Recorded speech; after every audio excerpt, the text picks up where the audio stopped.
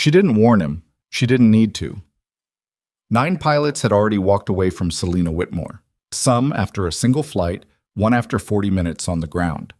Now Landon Hayes sat across from a woman in a wheelchair whose eyes held the kind of cold precision that made grown men check their watches and invent excuses. He was broke, 3 months behind on rent, and raising a 6-year-old daughter alone. He needed this job. What he didn't know yet was that this job was about to change everything, and so was she. If this story already has you hooked, hit that like button, drop a comment with the city you're watching from, and follow along to the very end. I want to see just how far this story travels. The letter from the Veterans Affairs Office sat on the kitchen counter for 11 days before Landon Hayes finally opened it. He already knew what it said. He'd been expecting it since the appeal was filed, since the second review board, since the phone call from the caseworker who spoke in the careful, measured tone of someone delivering bad news they'd delivered many times before. He knew, and still he let the envelope sit there, between a crayon drawing of a horse that his daughter Maisie had taped to the refrigerator and a stack of overdue bills he'd been shuffling like a card trick, because opening it made it real, and real meant he had to figure out what came next. He opened it on a Tuesday morning while Maisie was at school. The appeal had been denied. The disability supplement he'd been counting on, the one that was supposed to bridge the gap between his severance pay and whatever came next, was not going to happen. The letter used phrases like insufficient documentation and further review pending in a way that made it clear the further review would take another 6 months minimum, and by then it wouldn't matter. Landon read the letter twice. Then he folded it neatly, placed it back in the envelope, and set it on top of the bill pile. He poured himself a second cup of coffee, stood at the kitchen window, and watched a crow pick apart something on the neighbor's lawn. He gave himself exactly 4 minutes to feel bad about it. Then he opened his laptop and started looking for work. He was 32 years old. He'd spent 9 years in the Air Force, the last 4 as a C-17 transport pilot, flying cargo and personnel across 3 continents, logging more hours in the air than most civilian pilots twice his age. He'd left the service 18 months ago, not because he wanted to, but because his wife Rachel had gotten sick and somebody had to be home, and the Air Force didn't pause deployments for a diagnosis. He'd come back to Billings, Montana, where Rachel's mother still lived, where Maisie had started kindergarten, where there was at least one person who could pick his daughter up from school on the days he had interviews. Rachel had died 14 months ago. Pancreatic cancer, stage 4, diagnosed in January and gone by October. She was 30 years old. She liked terrible reality television and excellent coffee and argued with strangers on the internet about film theory. She'd once driven 4 hours round trip to see a particular kind of hawk that had been spotted near Yellowstone, came back empty-handed because it had moved on, and said it was still worth the drive. Landon had not fully understood that about her until she was gone. He didn't think about her as often as he probably should have. He thought about her constantly. Maisie was 6 and looked exactly like her mother. Same dark hair, same serious eyes that went wide and bright when something caught her attention. She was doing fine, her teacher said. Better than expected, her teacher said. Landon wasn't sure if that was a compliment or a concern disguised as one. He had $1,847 in his checking account. Rent was $1,100 a month. He'd been doing some contract work, ferry flights, the occasional charter, but nothing steady, nothing with benefits, nothing that added up to a real income. He had his commercial license, his ATP certificate, instrument ratings across multiple aircraft categories. On paper, he was exactly what any aviation employer should want. In practice, the regional airline that had been about to hire him had frozen hiring 3 months ago due to a fleet restructuring, and the corporate flight department he'd interviewed with twice had ultimately gone with someone who had more business aviation hours. He was running out of runway, and he knew it. The listing came through a pilot forum he checked mostly out of habit. It had been posted at 11:30 the previous night with a subject line that read, Charter Pilot, Immediate, Billings, MT, Top Pay, Serious Inquiries Only. The post was oddly specific about what it was not looking for. Not someone who needed hand-holding, not someone with ego problems, not someone who quit without notice. There was a phone number but no company name. He almost scrolled past it. What stopped him was the salary figure. It was real money, significantly above market rate for a single client charter gig. the kind of number that either meant the work was genuinely demanding or the client was genuinely impossible, or both. He called at 7 in the morning. A woman answered on the second ring, identified herself as Diane Cho, assistant to Ms. Whitmore, and proceeded to ask him a series of questions that felt less like a screening call and more like a deposition. Hours logged. Emergency procedures. How did he handle schedule changes with less than 2 hours' notice? Had he ever been involved in an incident requiring FAA review? What was his approach to passengers who had specific operational requirements? He answered everything directly and without elaboration. He didn't try to sell himself. At the end of 12 minutes, Diane Cho said, "Can you come in this afternoon at 2?" He said yes. The offices of Whitmore Industrial occupied the top 2 floors of a glass building on the edge of downtown Billings that looked like it had been designed by someone who'd seen pictures of Seattle and was trying to replicate the feeling without quite capturing the scale. The lobby was clean and expensively minimal, the kind of space that communicated wealth through the absence of things rather than the presence of them. Landon wore the good version of his civilian clothes, charcoal slacks, a white button-down, no tie, because he'd read somewhere that a tie in a casual dress business environment signaled either that you were trying too hard or that you'd come from another interview, and neither was the impression he wanted. He carried a folder with his certifications and logbooks, because he believed in having documentation ready even when it wasn't asked for. The receptionist sent him up without making him wait, which he noted. Diane Cho met him at the elevator. Mid-40s, efficient energy, reading glasses pushed up on her forehead like a second set of eyes she wasn't currently using. She shook his hand with the grip of someone who'd been in business long enough to have formed opinions about handshakes. "She's on a call," Diane said, walking him through a corridor lined with what appeared to be industrial patents, framed under glass. "She'll be another 5 minutes? Don't take it personally if she's blunt, and don't try to fill the silence. She finds it irritating." "Understood," Landon said. Diane glanced at him sideways, like she was recalibrating something. The last one talked the entire drive to the airport. Just talked. What happened to him? She told him he was terminated before the wheels were up. Landon nodded slowly. Efficient. Something shifted in Diane's expression. Not quite a smile, but the shadow of one. "She'd appreciate that you said that." The office at the end of the corridor was large and organized in a way that suggested the organization was deliberate and constantly maintained. There were whiteboards along one wall covered in what appeared to be production flow diagrams, a long desk with 3 monitors and a neat arrangement of binders, and a window that looked out over the skyline toward the rim rocks in the distance. And in the center of it all, behind the desk, on the phone, was Selina Whitmore. She was younger than he'd expected. He'd read enough about Whitmore Industrial in the past 2 hours to know she was 30, that she'd taken over the company after her father's death, that the company had grown 40% under her leadership in less than 3 years. But knowing numbers and seeing the person behind them were 2 different things. She was dressed in a dark blazer over a charcoal blouse, her black hair pulled back in a way that was functional rather than formal, and she was speaking into her phone with the precise, unhurried authority of someone who was used to being the most prepared person in any conversation. She was also in a wheelchair. He'd known that too, from the research. Knowing didn't change anything, but he made a point of noting his own reaction. The brief recalibration, the mental adjustment, because he believed in being honest with himself about those moments, even when they were small and passed quickly. She glanced up when he and Diane entered, held up one finger without interrupting her sentence, and continued her call. Landon stood near the door. He didn't sit down. He didn't look around the room in a way that could be read as nosiness. He waited.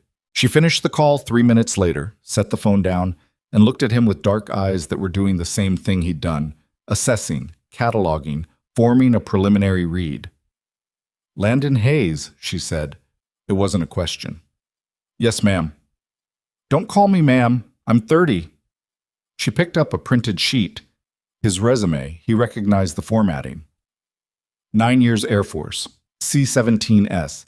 You left 18 months ago. That's right. Why? My wife was sick. I needed to be home. She looked up. And now? She passed 14 months ago. There was a pause. Not awkward, not filled with the usual sounds people made when they didn't know what to say.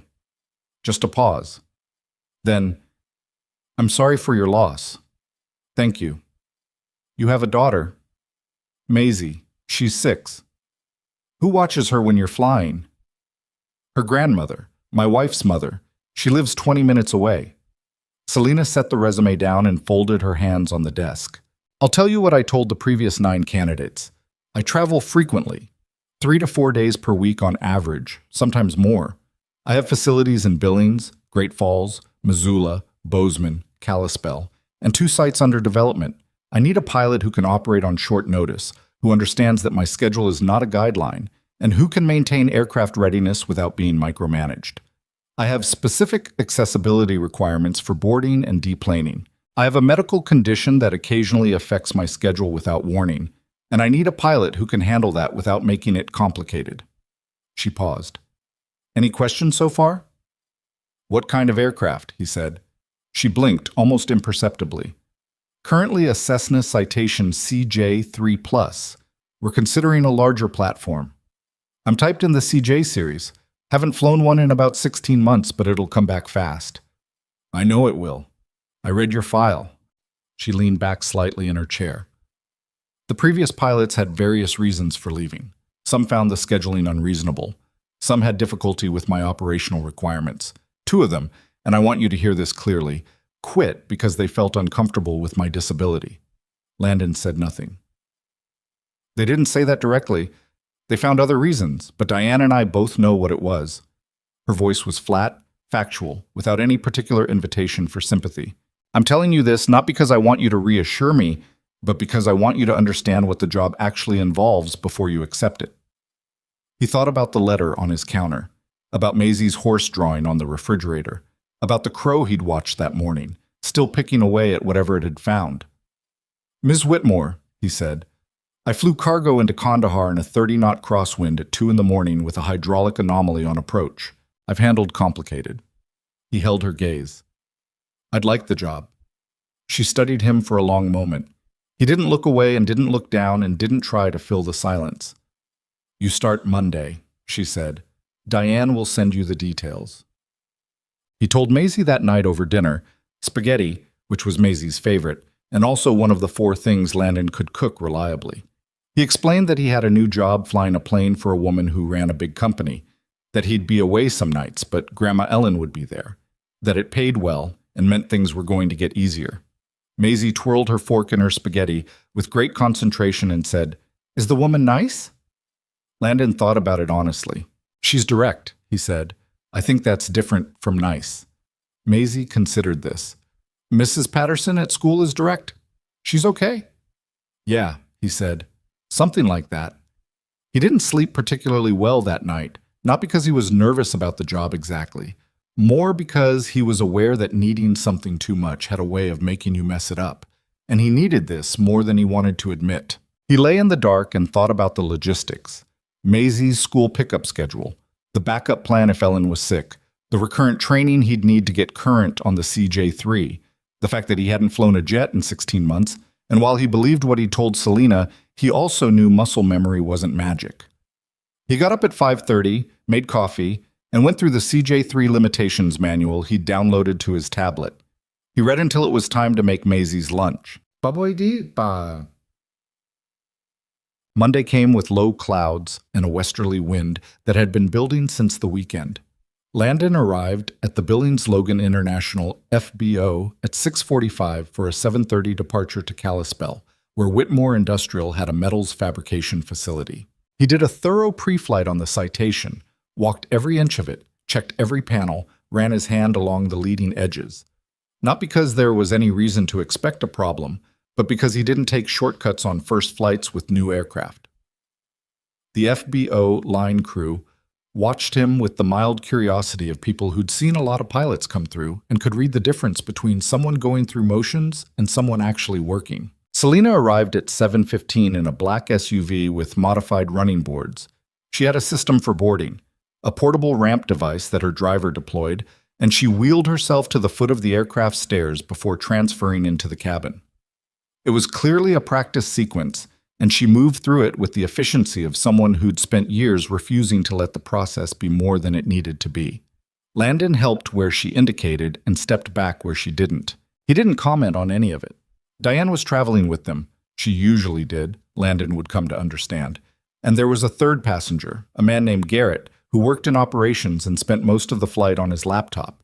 Landon ran through his flows, completed his checklist, actual checklists, read aloud and verified, not the mental checklist shorthand some pilots slipped into, requested his clearance, and taxied out. At some point during the taxi, he heard Selena's voice through the intercom. "What's the flight time?" 43 minutes, estimated. We've got a light headwind. Nothing significant.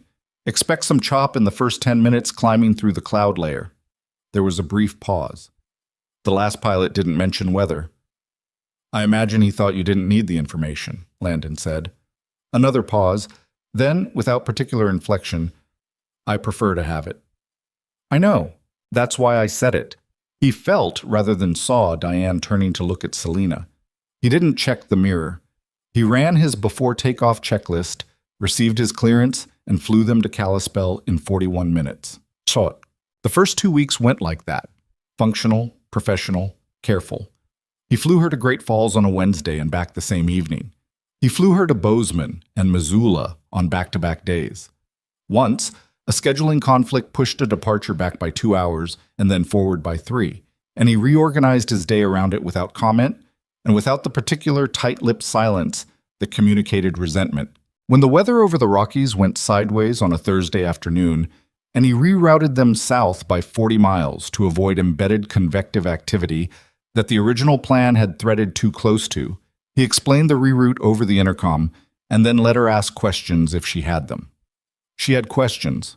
Good ones. She understood airspace and weather in the way people understood things they'd read extensively about rather than experienced firsthand, which meant her questions were technically informed but occasionally missing the texture of what it actually felt like to navigate a thunderstorm cell from the cockpit.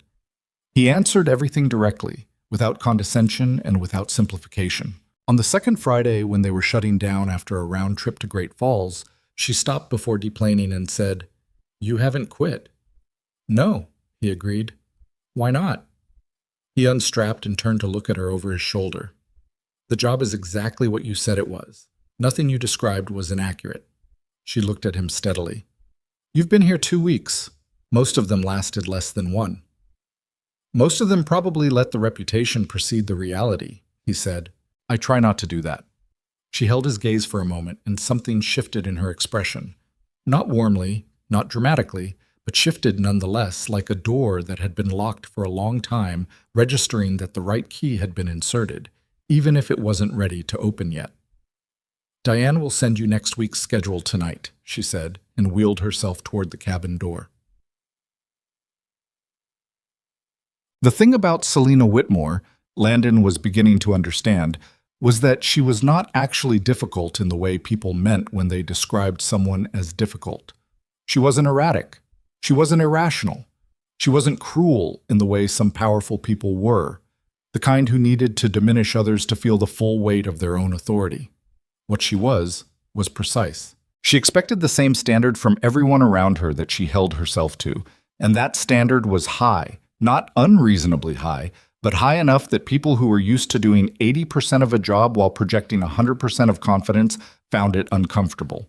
She noticed everything. She remembered everything. If she asked for something and it wasn't done, she asked exactly once more and then found someone who would do it. She was also, he was realizing, working at a pace that seemed unsustainable from the outside. She was in the office by 6:30 most mornings. She took calls during the flights, ate lunches that were functionally working lunches, and had a habit of sending emails at 11:30 at night that were concise and expected responses by morning. Landon had known people like this in the military, the ones who ran on discipline and purpose because those were the things that held everything else together. And if you slowed down too much, the things you were using the discipline to hold at bay started to catch up. He didn't know yet what she was holding at bay. He had a guess. He learned pieces of the story in fragments, from Diane, who said things sideways and always with the caveat of, "This isn't really my business to share," from news articles he found when he looked, which he tried not to do too much of because he preferred to learn people from the people themselves rather than from what had been written about them. He knew that her father, Martin Whitmore, had founded the company and built it into what it was over 30 years. He knew that 4 years ago, a company plane had gone down in the mountains east of Missoula. He knew that Martin Whitmore had not survived the crash.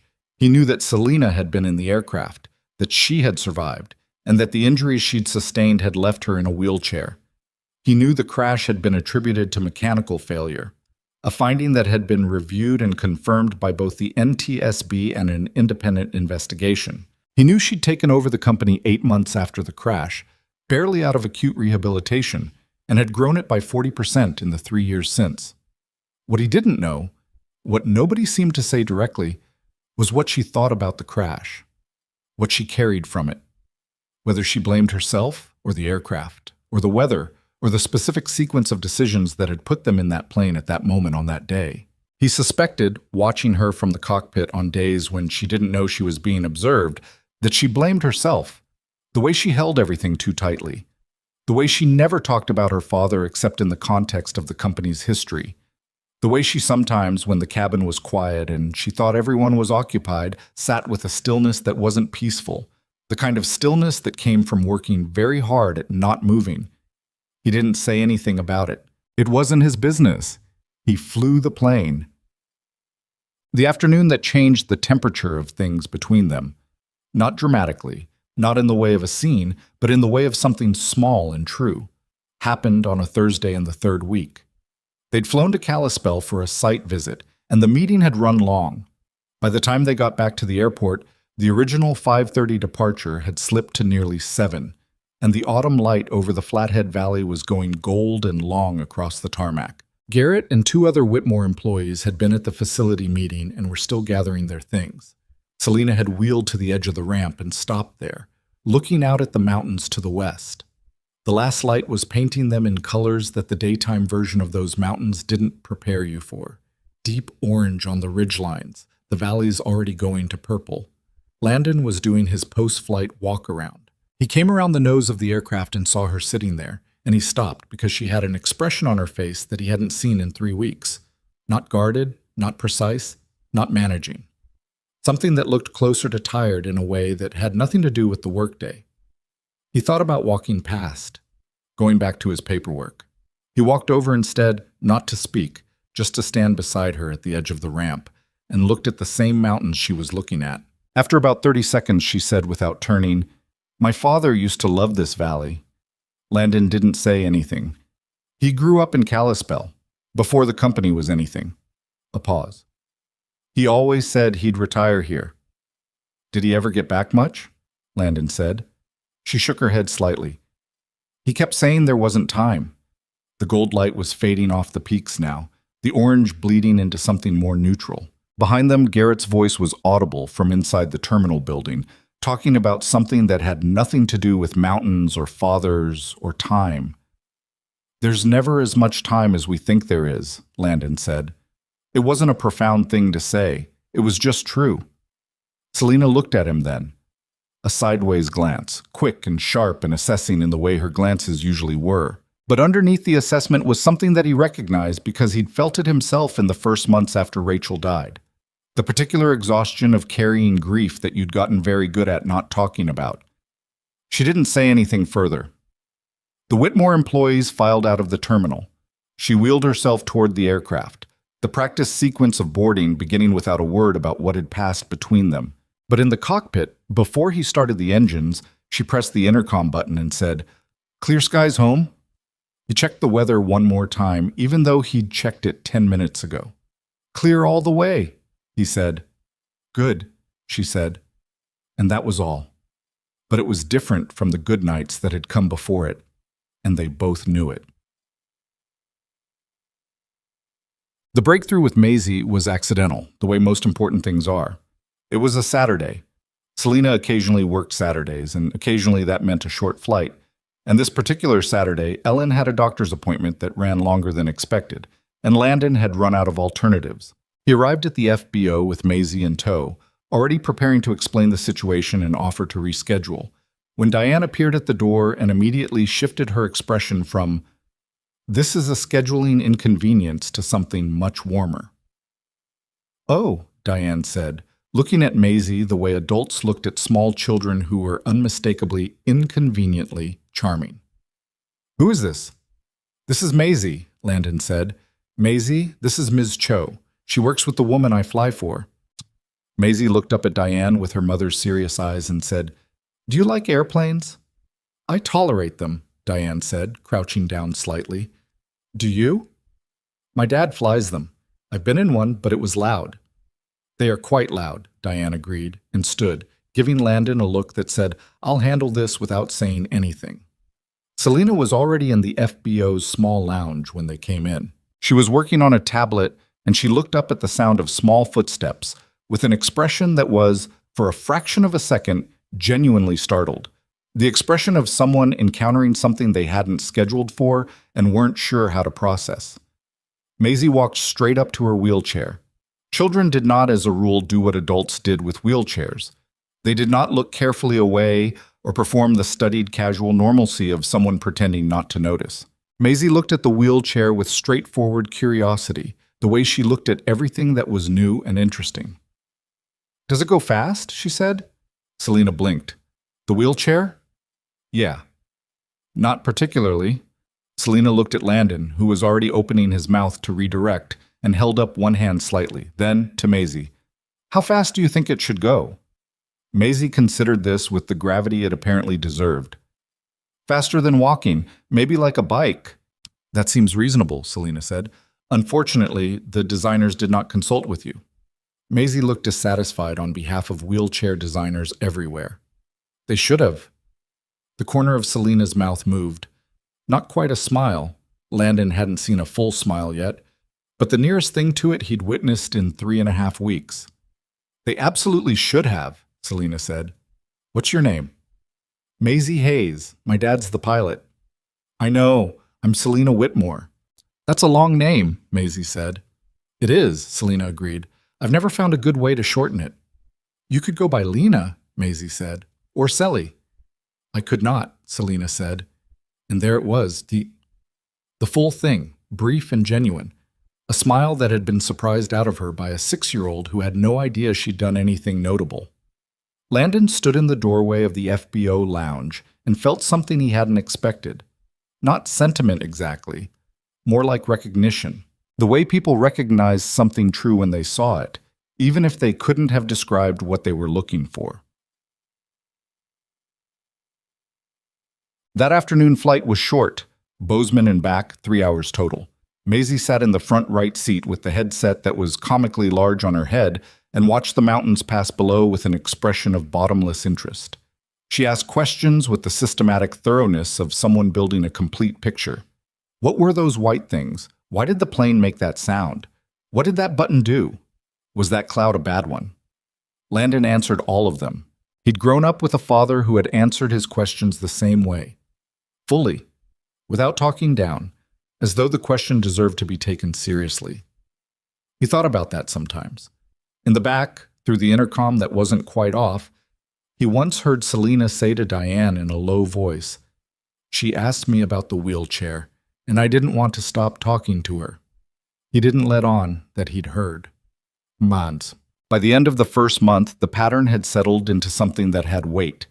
He flew her 4 days a week, sometimes 5. He learned her schedule patterns, the Tuesday board calls that made her short for 2 hours afterward, the Friday afternoon trips that were almost always longer than planned because she couldn't leave a facility visit unfinished. He learned that she drank her coffee black and strong and had strong opinions about coffee that she did not inflict on others because she understood not everyone shared them. He learned that she had a habit, when she was working through a problem, of going very still and very quiet in a way that looked like she'd checked out, but was actually the opposite. She learned things about him too, though he was less aware of it as it happened. She noticed that he pre-filed weather updates even for short flights. She noticed that he kept a logbook entry for every flight that was more detailed than regulations required. She noticed once when a line crew member at the Missoula FBO was dismissive in a way that had an edge to it, looking past Selena when directing comments at Landon as though she weren't the relevant party, that Landon redirected every single question back to her without making a performance of it, naturally and without comment, as though it were simply the obvious thing to do. She didn't comment on it either, But she remembered it. The thing about walls was that they didn't come down in a moment. They came down in a long series of small moments, most of which didn't feel significant while they were happening. And then one day you looked up and realized the structure was different than you remembered building it. That was the kind of undoing that was actually happening between them. Not dramatic, not announced, just the accumulation of small truths.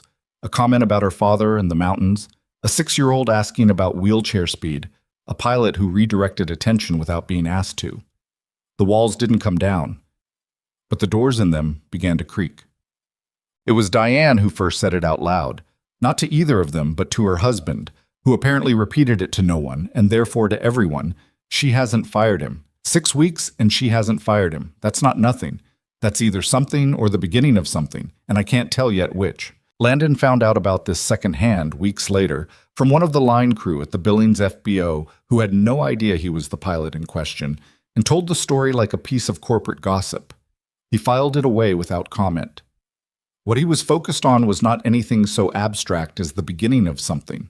He was focused on paying his rent, which he was now doing. He was focused on Maisie, who had started asking to come to the airport on Saturdays because she liked seeing the planes and had started asking Landon to teach her the names of the aircraft they flew past. He was focused on doing his job well, which he believed in the same uncomplicated way he believed in other things. Not because it was noble, but because it was the thing he was here to do, and half measures had never particularly interested him. But there was something accumulating. He was aware of it the way you were aware of weather building on the horizon.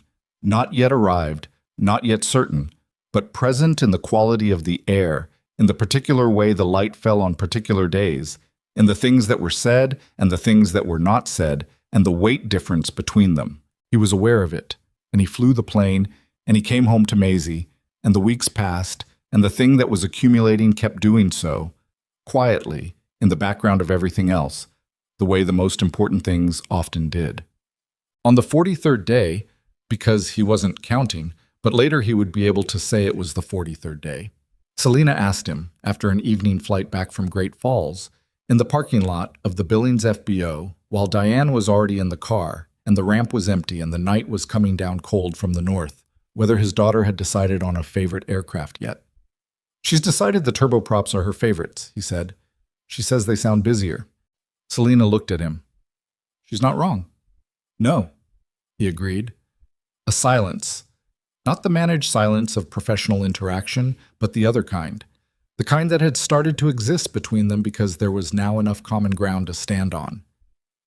"She's a remarkable kid," Selena said. "You've done that." "Rachel did more of it than I got to," he said. Selena was quiet for a moment. "I think you're selling yourself short." "Maybe," he said. "I try not to think about it too much."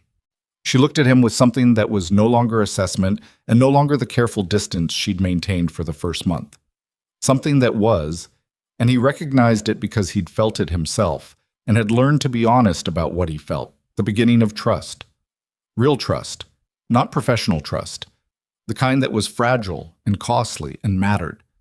"Good night, Landon," she said. "Good night, Ms. Whitmore," he said. She shook her head slightly, the same way she had on the first day when he'd called her ma'am. "Selena," she said. He nodded once. "Selena," he said, and he meant it as something simple, just her name. But it settled into the cold night air and stayed there between them, like something that had been placed rather than just said, and they both felt the difference, and neither of them said anything else. And she went to her car, and he went to his truck, and he drove home to a house where Maisie had fallen asleep on the couch, with the television on, and he turned off the TV and covered her with the blanket from the back of the couch, and stood there in the quiet dark for a long moment, not thinking of anything in particular, just standing, just breathing, just here. The thing about trust was that it changed the texture of ordinary moments. It didn't announce itself. There was no morning where Landon woke up and thought, "Today is different. Today we are something other than what we were." It was more like the gradual lightening of a room when someone opens a curtain by degrees. You didn't notice any single movement, but at some point you looked up and realized you could see more clearly than you had before. By the 7th week, Selena had stopped calling him Mr. Hayes in the presence of other employees, which was a small thing but wasn't. By the 8th week, she'd started briefing him directly on the purpose of each flight. not because it was operationally necessary, but because she seemed to have decided that he was worth the context. He learned the shape of the business the way you learn geography from the air. Patterns first, details filling in slowly. The Kalispell facility was the oldest, the one her father had built first, running 40 miles of custom drainage pipe for agricultural applications. The Great Falls plant was newer, cleaner, handling precision machine components for the aerospace contractors that had started moving into Montana's industrial corridor. The Bozeman office was mostly engineering. The people who designed the things the other facilities made, young and competitive and slightly chaotic in a way that Selena managed with more patience than she showed anywhere else. He asked her once, somewhere over the Rockies on a clear Tuesday, why the engineers got more latitude than everyone else. She thought about it for a moment. He could hear the quality of the silence over the intercom, the way she considered things before she answered. Because creative work can't be forced, she said finally. You can force output. You can force compliance. You can't force someone to think clearly when they're resentful. A pause. I learned that one the hard way. Who taught you? He said. Another pause, shorter this time. My father, by doing the opposite. And then she clicked off the intercom, and he let it go. He was learning when to push and when to set something down and let it sit. Diane had noticed the change, too. She didn't comment on it to Landon directly. She was too careful for that, too loyal to Selena to say anything that might feel like analysis. But there were small tells. She stopped briefing him on Selena's mood before each flight, which she'd done in the early weeks with the brisk efficiency of someone managing a volatile variable. She started including him in schedule changes rather than just informing him of them, asking whether a proposed reroute worked for his planning, whether a time shift would create problems for him. Small things, but they meant something. She'd stopped treating him as a vendor and started treating him as part of the team. He didn't take it for granted. He understood that he'd earned it and that it could be lost, and that the best way to keep it was to keep doing exactly what had earned it in the first place. What he hadn't fully anticipated was Maisie. She'd come to the airport 2 more times since the first accidental Saturday. Once because it couldn't be helped, once because Maisie had asked directly, and Landon had, after a moment's hesitation, said yes. She and Selena had developed a particular relationship that operated completely outside anything Landon had engineered or expected. It was Maisie's doing, really. She had a complete absence of the social calculations that adults performed, the weighing of how much interest was appropriate and how much might be inconvenient. She was interested in Selena the way she was interested in things she found genuinely fascinating, which meant fully and without strategy. She asked Selena about the company. She asked what the factories made and why, and whether the pipes were as big as she thought they were. She asked whether Selena's wheelchair had ever broken and what had happened. She asked once, in the straightforward way of a child who had lost her own mother, whether Selena had a family. That question had landed in a particular silence. Selena had looked at Maisie for a moment with an expression that Landon watched from across the FBO lounge, something that moved behind her eyes like weather, complicated and fast. Then she'd said, I did. My father. He died a few years ago. My mom died too, Maisie said. It's sad for a while, and then it's different sad. Selena had said very quietly, yes, that's exactly what it is. Landon had looked away then, down at his pre-flight paperwork, because it wasn't his moment to be in. Later, on the flight home, Selena had said nothing, but she hadn't clicked off the intercom after asking about weather and routing.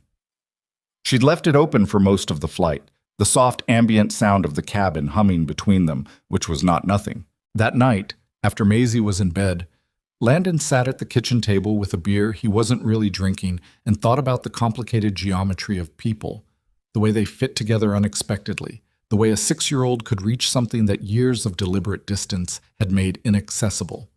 He thought about Rachel, who had been the same way, able to find the open door in people that everyone else had concluded was locked. He didn't romanticize it. He was too tired and too practical for that. He just noted it, the way he noted things that were true and that he didn't fully understand yet. He filed it away. The following week, Selena's schedule compressed into something brutal. 5 days of back-to-back facilities visits, a board package she was assembling simultaneously, and a manufacturing delay at the Great Falls plant that required 3 separate trips in 4 days. By Thursday, she was running on visible fumes, her responses during the flights shorter than usual, a tension in her jaw that she was managing but not entirely hiding.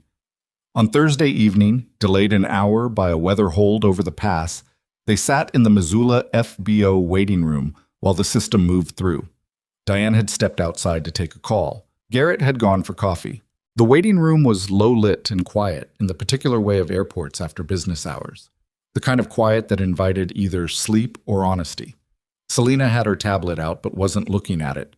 She was looking at the middle distance, doing the thing she did when she thought no one was watching, the stillness that wasn't peaceful. Landon sat across from her, not pretending to read the aviation magazine he'd picked up. He put it down. "How long has it been like this?" he said. She focused on him. "Like what?" "This pace." He gestured loosely at nothing in particular. 7 days a week, no margin." Her expression closed slightly, the familiar reflex. "The business requires—" "I'm not criticizing the business," he said. He wasn't sharp about it, just direct. "I'm asking about you." A pause. Outside, a cargo jet was running up its engine somewhere on the field, the low subsonic thrum of it filling the silence. 4 years, she said finally. He didn't respond immediately, just let it be there. "Since the crash," she said, as though he'd asked, which he hadn't. "I came back to the company 8 months later. I've been—" She stopped, reconsidered. "Working." "I know," he said. "The company needed me." "I'm sure it did." She looked at him. "You have a tone." "I'm a pilot. I don't have tones."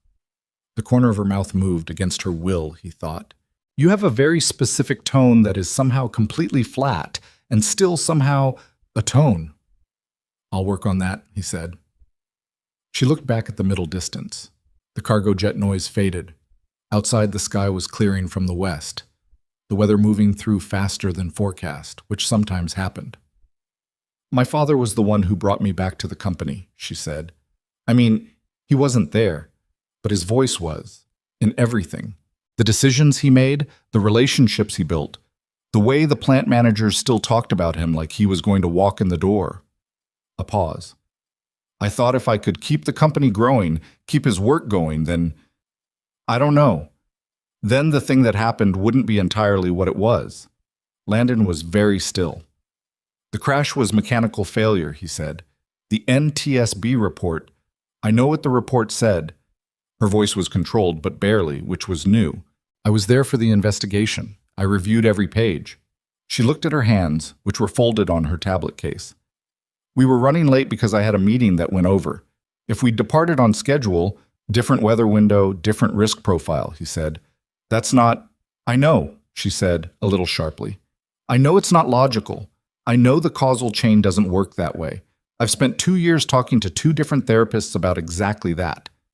She exhaled. "Knowing something and feeling it are not the same thing." "No," he said. "They're not." She looked at him. "Your wife." "Yeah." "Do you—" She stopped. "Is it ever just one thing, or is it always both at the same time? Knowing and still—" "Always both," he said. "For a long time. And then one day it's not exactly both anymore. It's more like the knowing is bigger than the feeling, most of the time. Some days still both." She held his gaze. "How long did the most of the time part take?" He thought about it honestly. "About a year before I stopped being surprised when it wasn't both." She nodded, slowly, like she was filing that away. Diane came back in from outside, looked at the two of them, looked at the ceiling in the way she did when she was performing Not Noticing, and said, "Systems move through. They're showing a VFR corridor opening in about 20 minutes. Landon stood. "I'll check the ATIS." He left them there, Selena and Diane, and went to the flight planning terminal, and he spent slightly longer than he needed to checking the weather, because sometimes giving people the space to collect themselves was the most professional thing you could do. They flew home in the clear corridors promised, the mountains black against the sky that still held the last pale memory of sunset at the edges. Selena didn't use the intercom for the whole flight, but at some point, somewhere over the Clark Fork River Valley, she closed her tablet and looked out the window, and didn't work for the rest of the flight. And Landon noted this because he noted things, and it seemed significant in a way he wasn't ready to name yet. The board trouble started quietly, the way board trouble usually did. He wouldn't have known about it at all, except that he was good at reading rooms, and the room in question was an FBO conference call that Selena was running from the Kalispell facility when her tablet connection dropped mid-sentence, and she took the remainder of the call on her phone in the aircraft, not remembering until 20 minutes in that the intercom was still receiving cabin audio. He turned the volume down. He didn't turn it off entirely, because something in the first 40 seconds before he reached the volume knob had already landed. The voice he'd heard, male, measured, carrying the particular cadence of someone choosing words carefully, had said, "We have to be realistic about whether the current leadership structure is serving the company's long-term interests, given the operational demands and the accommodations that have become necessary." He'd turned the volume down then. He hadn't turned it off. What he had heard told him enough. There was someone on the board, or several someones, using language that was very careful and very deliberate and designed to sound like concern for the company while being about something else entirely. He didn't say anything to Selena that day. It wasn't his place, and he didn't have enough information, and charging in half-cocked was a good way to create problems where careful attention might prevent them. But he started listening more carefully, not in a way that was inappropriate. He wasn't a spy, and he wasn't going to behave like one, but in the way of someone who'd realized that the environment around the person they were responsible for had changed in a way that mattered. The board member's name he eventually pieced together from Selena's phone conversations, public filings, and Diane's sideways comments was Richard Holt. He was 63, a legacy board member from Martin Whitmore's era, and had been managing a quiet but deliberate repositioning over the previous 6 months, building alliances, raising procedural concerns, floating language and board materials about governance modernization and succession planning that meant nothing in isolation and something very specific in context. Landon thought about it the way he thought about bad weather. You didn't react to the first indication, you watched the pattern, you assessed the trend, and you planned accordingly. What bothered him was that Selena knew, at least partially, and wasn't saying so to anyone. He could tell because she'd gotten slightly quieter in the 2 weeks since the Kalispell call. Not in a depressed way, but in the way of someone carrying an additional weight they hadn't decided what to do with yet. She came to the aircraft with her jaw set at a slightly different angle. She took the board calls that coincided with their flights with a formality she hadn't been using with the plant managers. He waited. He watched. He flew the plane. What finally opened the door was not strategy. It was an evening in Great Falls when the wheels came off in the small, human way that things sometimes did. They'd finished a site visit and were headed back to the aircraft when one of the facility's freight doors malfunctioned. The motorized mechanism seized, and the door dropped several inches before the safety catch engaged, loud enough to make everyone in the vicinity flinch and freeze for a full second. It was nothing, safety-wise. The catch had worked exactly as designed. It was loud and sudden and over in a moment. But Selena had gone completely still. Not the managed stillness he'd come to know. Something different. The involuntary kind. The kind that came from somewhere deeper than choice. Her hands were locked on her chair's push rims. Her face had lost color, and her eyes were fixed somewhere that was not the freight door or the loading bay or anything in the present moment at all. The facility manager was already calling maintenance. The other employees were shaking it off. No one had noticed but Landon, who had positioned himself near the back of the group by habit and was close enough to see. He moved to her side, not quickly, not in a way that would draw eyes. He crouched down to her level, not because it was strategic, but because it felt like the right way to be in the moment, and said quietly, "Hey, freight door. Safety catch worked. We're good." She looked at him. Her eyes came back from wherever they'd been, slowly, like someone returning from a distance. "I know," she said. Her voice was steady, but the effort behind it was visible. "Yeah," he said. "Still." She exhaled. A long, controlled breath. Her hands loosened on the push rims. "It was the sound," she said, so quietly only he could hear. "I know. It sounds like—" She stopped. "You don't have to say it." "I know I don't have to." A pause. "The impact. The crash. There's a sound," In the sequence, before the main event, there's a specific sound that precedes it. Her jaw was tight. I hear things sometimes, loud, sudden, mechanical things. And She stopped again. For a second, it's not here. It's there. Landon said nothing. He was still crouched beside her, in the loading bay of a Great Falls manufacturing facility, while 8 feet away her employees wrapped up a routine maintenance call and nobody was looking. "I've gotten better," she said. It doesn't last more than a few seconds anymore. Early on it was," she shook her head, "different. Post-traumatic stress is, I know what it is," she said without sharpness. "I've been treating it for 4 years. I know you know." She looked at him. "You're not going to tell me to take a break, are you?" "Wouldn't dare," he said. Another breath. Color was coming back into her face. "You're crouching next to my wheelchair in a loading bay. I noticed that. It's a little dramatic. I'm a pilot. We underreact professionally. This is my version of visible concern." She looked at him for a moment, and then something happened. Not quite a laugh, but the physical beginning of one, a short exhale through the nose that softened her whole face for a second before she pulled it back. "Stand up," she said. "People will think something happened." "Something did happen," he said. "Something small," she said. "Stand up." He stood. She straightened in her chair, set her shoulders, looked ahead at the facility entrance with the expression of someone resuming their public face. "We leave in 20 minutes? 15 if you want to beat the weather building to the south." 15 then.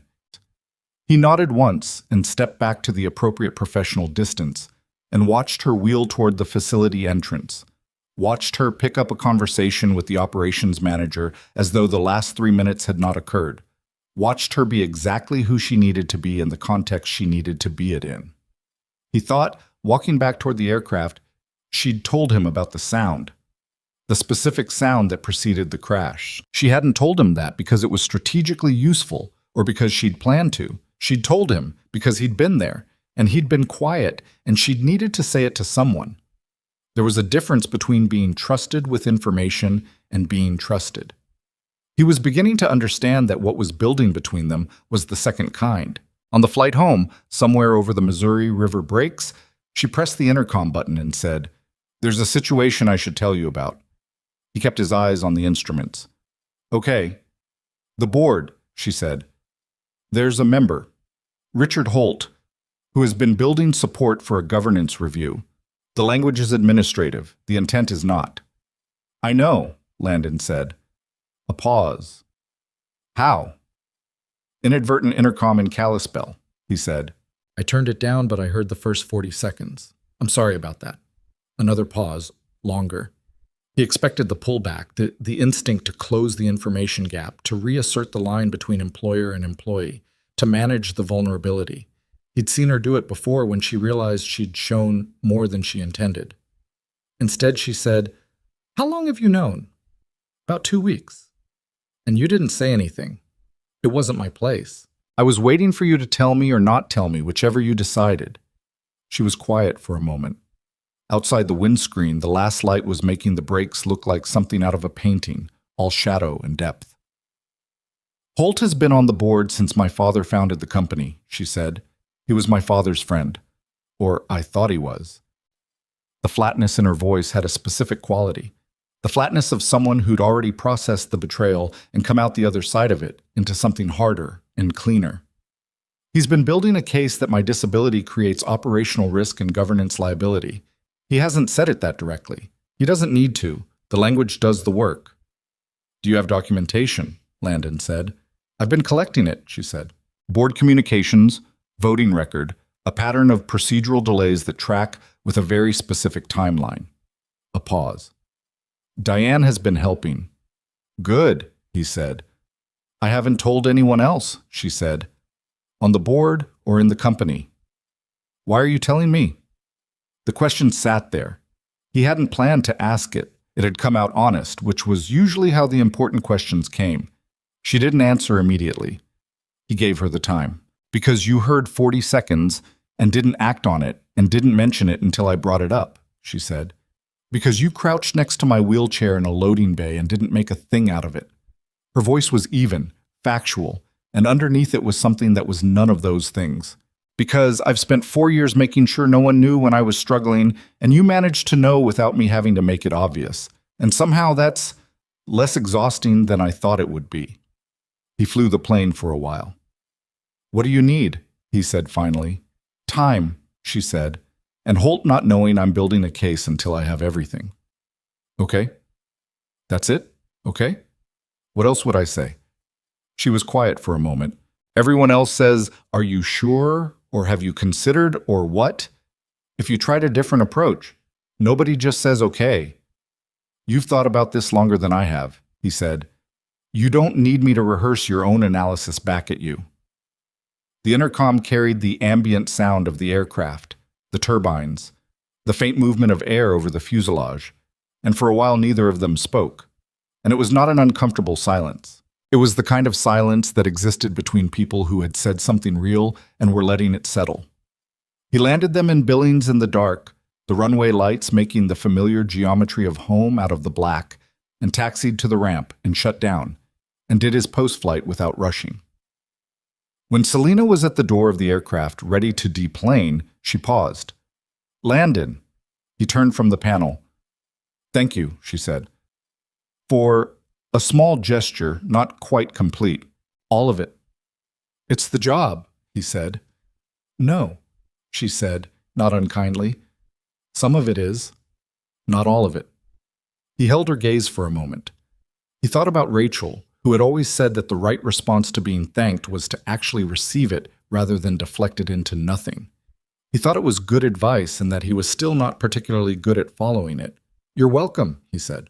She nodded once and went down the ramp and into the dark, toward the SUV, and Diane followed, and the ramp was empty, and Landon stood in the doorway of the aircraft for a moment in the cold night air, with the mountains somewhere to the west in the dark, not visible but present, the way permanent things were.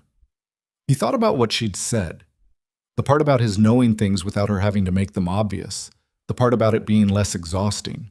He thought about the specific texture of trust that only existed between people who had seen each other in the unguarded moments and had not used it against each other and had not turned away. He thought about the fact that Holt was building something and that Selena was building something in response, and that at some point those two things were going to collide, and that when they did, the question of who was standing beside her was going to matter more than either of them had said out loud. He wasn't going to run. He'd known that since the beginning, since the first flight, since the first moment she'd looked at him with those dark, assessing eyes, and he'd held her gaze and told her he wanted the job. He'd known it in the loading bay in Great Falls. He knew it now, in the empty aircraft on the dark ramp in Billings, Montana, with the November cold coming through the open door and the last of the fuel cooling in the wings. Some things you just knew. You didn't have to make a production of them. He closed up the aircraft, filed his paperwork, and drove home to Maisie. The investigation notice arrived on a Tuesday. Landon found it in his email at 6:14 in the morning, between a school newsletter about Maisie's upcoming winter pageant and a promotional offer from an aviation headset company he'd bought from 3 years ago. The sender was the FAA Flight Standards District Office in Helena. The subject line read, "Notice of Informal Investigation, Landon R. Hayes, a TP certificate." He read it twice, standing in his kitchen in the gray November light with his coffee going cold on the counter. The complaint alleged that on 3 separate flights over the previous 6 weeks, he had operated the Whitmore Industrial Citation CJ3 with irregular maintenance documentation, deviated from filed flight plans without proper ATC coordination, and, the one that landed hardest, had transported an unauthorized passenger without the appropriate charter authorization on a revenue flight. The unauthorized passenger was Maisie. He set the phone down, picked up his coffee, set it down again without drinking. The maintenance documentation claim was false. He kept records that would make an FAA inspector's eyes water from thoroughness. The flight plan deviations referenced were weather reroutes, all properly coordinated with ATC and documented in his logs. He had the recordings. He had everything. The Maisie situation was more complicated, not because it was actually a regulatory violation. She'd been on a non-revenue positioning flight, and he'd cleared it with Diane, who had cleared it with Selena, and the aircraft was operating under Part 91, not 135, which meant the authorization question the complaint raised didn't actually apply the way the complaint framed it. But it was the kind of thing that looked bad before you understood it, and the complaint had been written by someone who understood exactly how it would look. He called Diane at 6:30. She answered on the second ring, which meant she was already awake and already working, which was normal. He told her about the email in the same flat, factual tone he used for weather reports. There was a 3-second pause on the other end. "Forward it to me right now," she said. "Already done.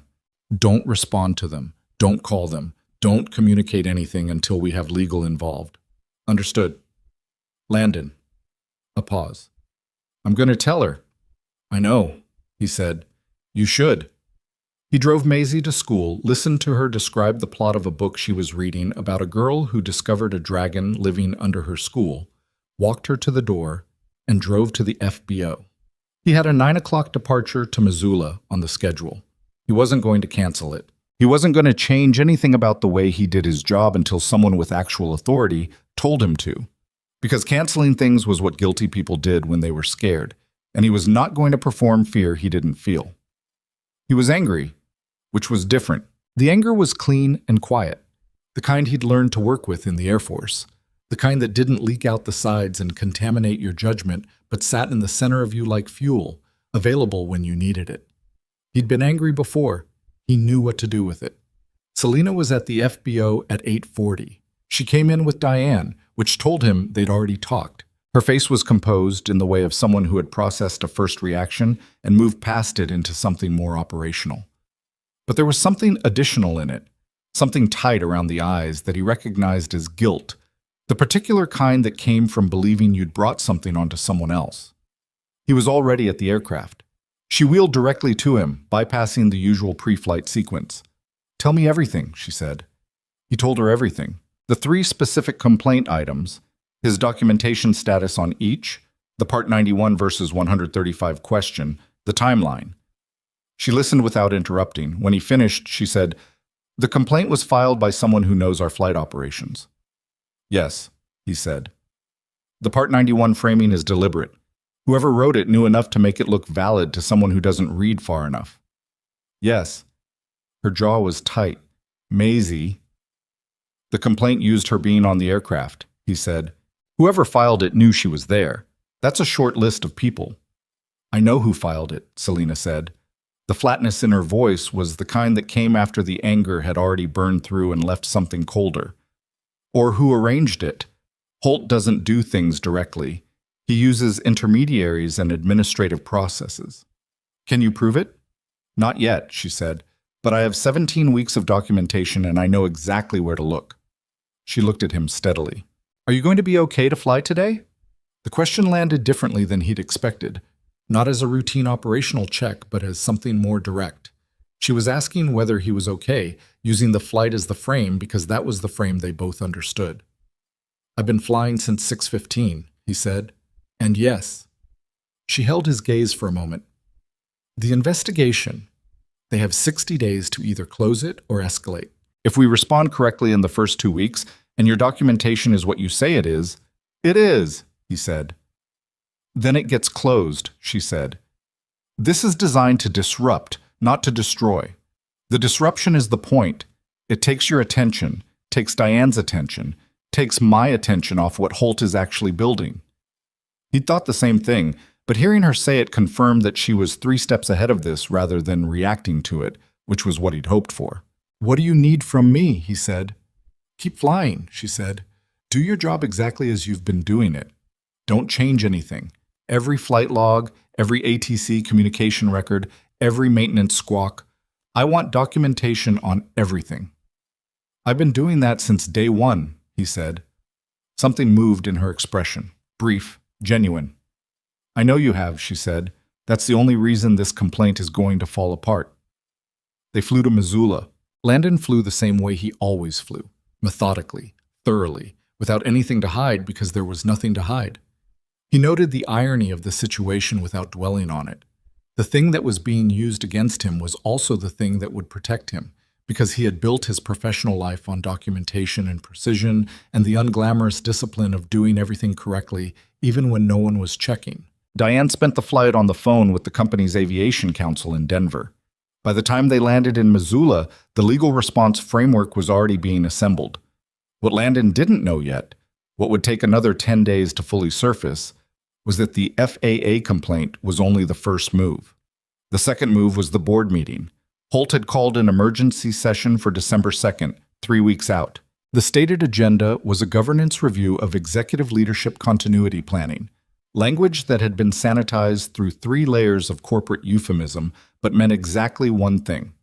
He had enough proxy commitments from 3 other board members to force a formal review of Selena's fitness to continue as CEO, framed around operational capacity and the company's liability exposure. Selena found out about the meeting on a Thursday from a board member named Patricia Solis, who'd been Martin Whitmore's outside counsel for 15 years and had voted for Selena's appointment and was now calling to Warner, which was a loyalty that mattered. She told Landon on the flight back from Kalispell that evening. He listened. The sun was setting hard and orange off the Rockies to the west, the kind of sky that demanded attention even when you were trying to focus on other things. "How many votes does he need?" Landon said. "Majority of 8. He has 4 committed, possibly 5. I have 3 certain, 2 undecided." "So it's the 2 undecided?" "Yes. Jensen and Nakamura. Jensen is transactional. He votes where the money points. Nakamura is more principled, but she's been on the board for 2 years and she's cautious and she doesn't know me well." A pause. "And she's been receiving Holt's version of the story for 3 months. "What's his version?" "That I've been running the company on force of will and stubbornness, and that the operational complexity of my situation has created blind spots and risk exposure that the company can't sustain." She said it with the particular precision of someone repeating language they found genuinely offensive, but had decided to engage with rather than dismiss. "He's not saying I'm incompetent. He's saying I'm a liability. That's more dangerous because it's harder to argue against with performance data alone." "What does he think he'd replace you with?" "An interim management team, professional CEO from outside." Her voice had gone very flat. "Someone without complications." Landon flew the plane. Below them, the Clark Fork River was a dark thread in the valley. "The documentation you've been building," he said. "What's in it?" "Board meeting minutes showing a pattern of procedural interference. Email chains that, when read in sequence, show coordinated effort to misrepresent my attendance at facilities visits as evidence of operational incapacity. 3 specific instances where Holt's intermediaries provided inaccurate information to the 2 undecided board members." She paused. "And Martin's original shareholder agreement, which has a specific clause about hostile removal attempts that requires a 3/4 majority rather than a simple majority if the removal is initiated by a board member with a competing financial interest." Landon turned. "Holt has a competing financial interest?" "He's been in preliminary discussions with a private equity firm that has been trying to acquire Whitmore Industrial for 2 years," she said. "A firm that would not be having those discussions if I were still running the company and had any say in it." Another pause. "I've had someone looking at his financial disclosures for 6 weeks. The quiet in the cockpit had changed character. He was looking at her in the mirror. She was looking out the window at the last light on the mountains, and her face had the expression of someone who had been waiting a long time to say something out loud and was measuring the weight of it now that it was in the air. "You've had this the whole time," he said. "I've been building it," she said. "I wanted it complete before I moved. You don't bring something like this half-finished. When will it be complete?" "December 2nd is 3 weeks out," she said. "I need 10 more days to confirm the financial disclosure documentation. After that," she stopped. "Selena." She looked at him. "Tell me what you actually need," he said. "Not the legal version." A long pause. "I need someone to be in the room who isn't afraid of Holt," she said. "Every person I could count on is either on the board, which means they're a target too, or they're in the company and I can't put them at risk." She exhaled. "I need someone who isn't worried about what he can do to them." "I'll be in the room," Landon said. She looked at him like she was measuring the offer against the reality of it. "He's the one who filed the FAA complaint, or had it filed. He knows you're—" She stopped. "He knows I'm what?" Landon said. "He knows you matter to me," she said. And then, as though the admission itself had cost something. Which is why he went after your certificate, which is why it will get worse before it gets better. He'll find other things to use.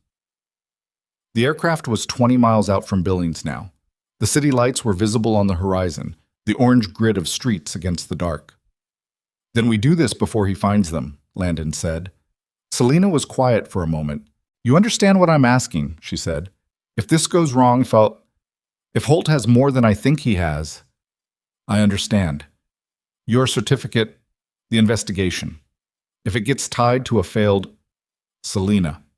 He said her name simply, without sharpness. I've been broke before. I've been uncertain before. I've had things I built fall apart on me. He paused. None of those things are what I'm afraid of. She waited. What I'm afraid of, he said, is the version of this where I stood back and watched someone try to take something from you that is yours, and I didn't do anything about it because the math was complicated.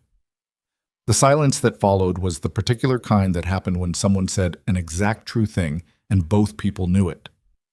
Okay, she said finally. It was the word he'd used on her once before, and she knew it, and he knew she knew it, and neither of them said anything else, and he flew them home. The next 10 days moved fast and slow at the same time, the way time moved when something was building. Landon flew the scheduled routes, maintained his documentation, submitted his response to the FAA investigation through the aviation attorney with the thoroughness of a man who had nothing to hide and wanted that to be unmistakably clear.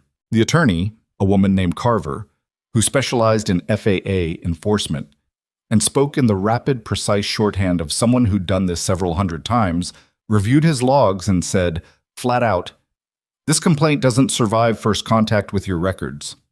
She filed the response on a Friday. They both knew it would take time regardless. Meanwhile, Diane was working the undecided board members through the only channel available to her, the one that didn't look like lobbying, which was existing relationships. She'd worked for Whitmore Industrial for 11 years. She knew Nakamura slightly from a company anniversary event 2 years earlier. She reached out with a message that was careful and human and said, essentially, there are things about this situation you haven't been told, and I'm asking you to hold your vote until you've heard them.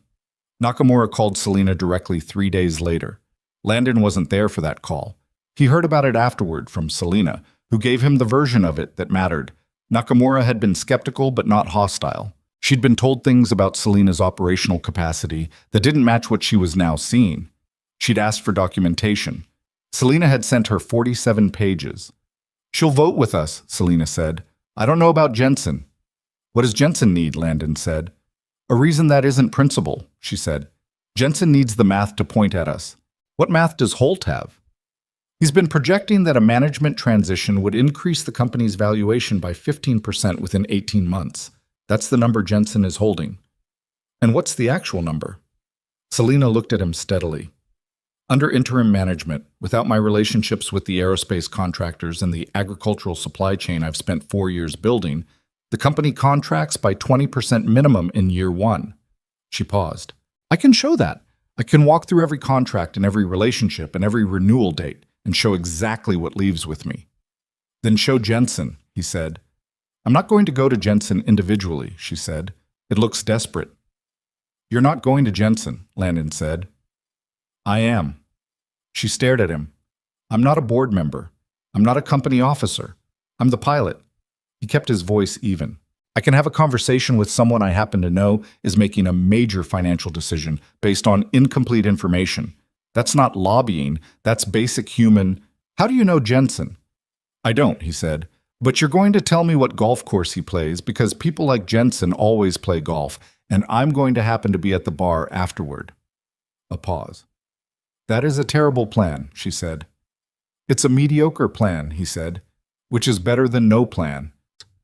She was quiet for a long moment, looking at him with an expression that was doing several things simultaneously, calculating, frustrated, something else underneath that was warmer than either.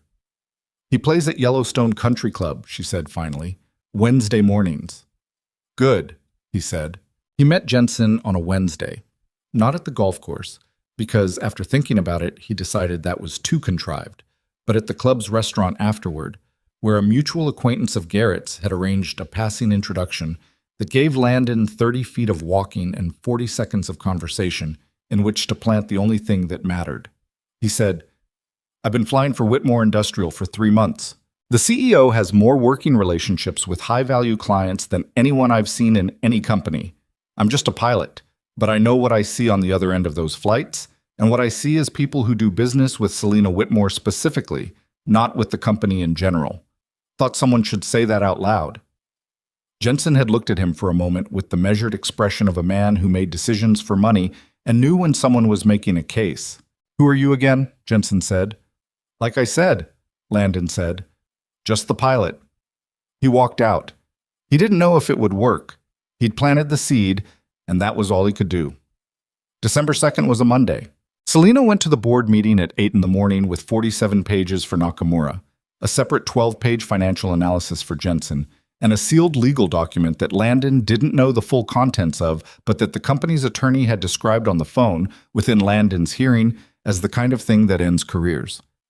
He was not in the building. He was at the FBO, doing a scheduled maintenance coordination with the citations service team, which was work that genuinely needed doing and also the only thing he could think to do with his hands. He had his phone face up on the workbench. Diane texted at 9:47. Holt presented first. He was polished. At 10:15, Selena is presenting now. At 11:03, she showed the PE firm communications.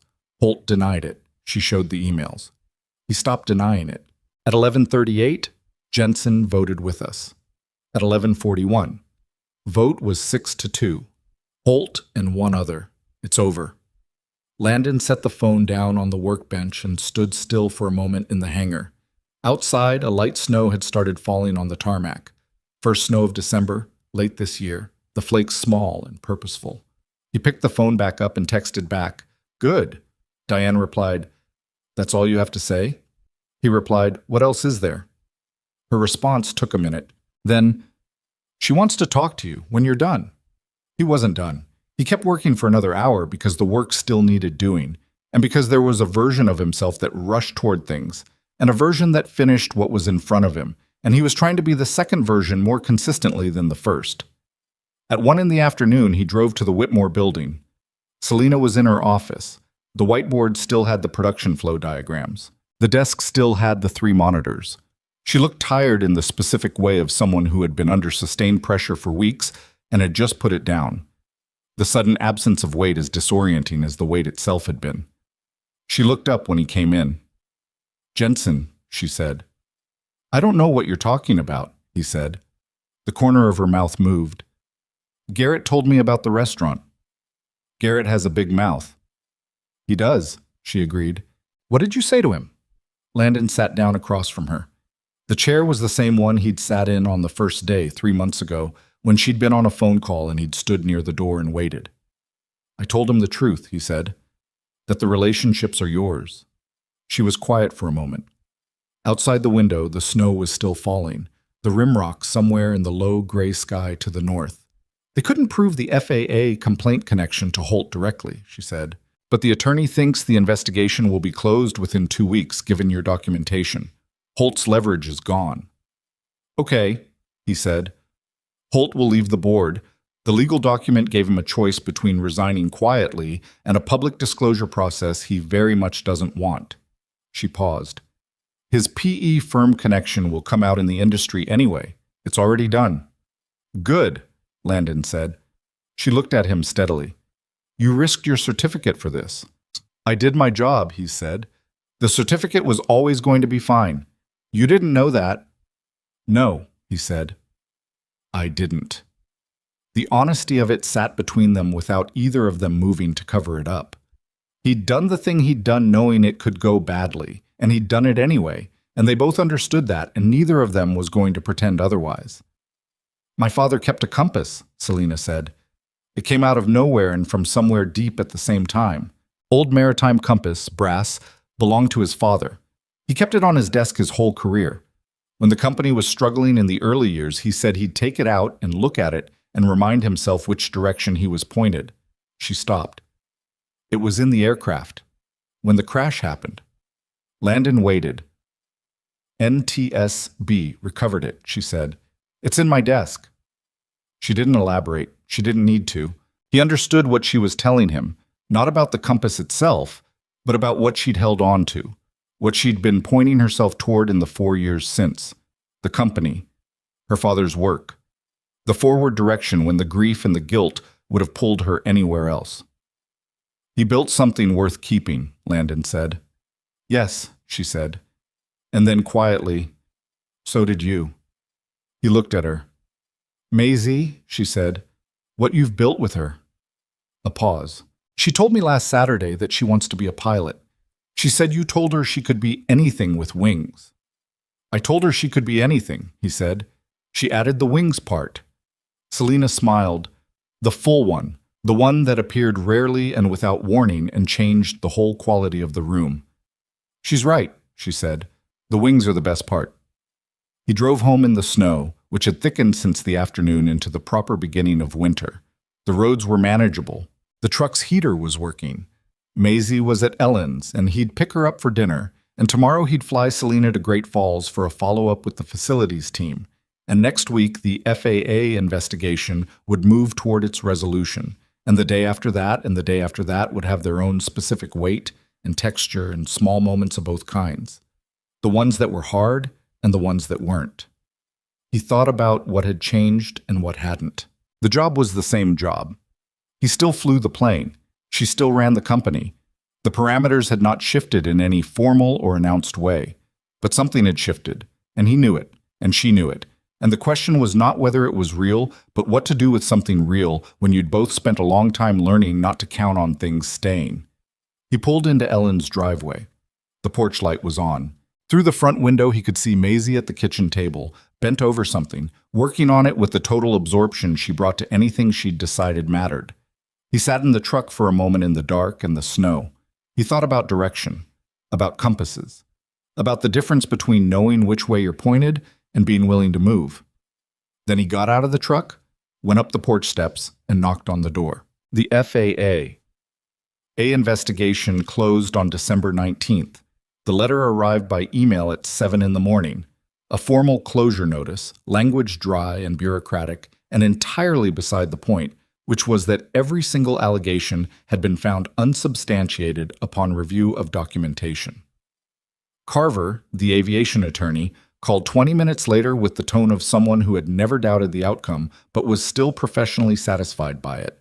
"Clean close," she said. "No conditions, no monitoring period, no file notation. It's as though it never happened." "Thank you," Landon said. "Thank your logbooks," she said. "I've been doing this for 19 years. I've never seen a pilot's documentation that complete. Whoever filed that complaint didn't do enough research before they filed it." He thanked her again and hung up and stood in his kitchen and felt something release in his chest that he hadn't fully acknowledged was there. Not fear. He'd meant it when he told Selina he wasn't afraid.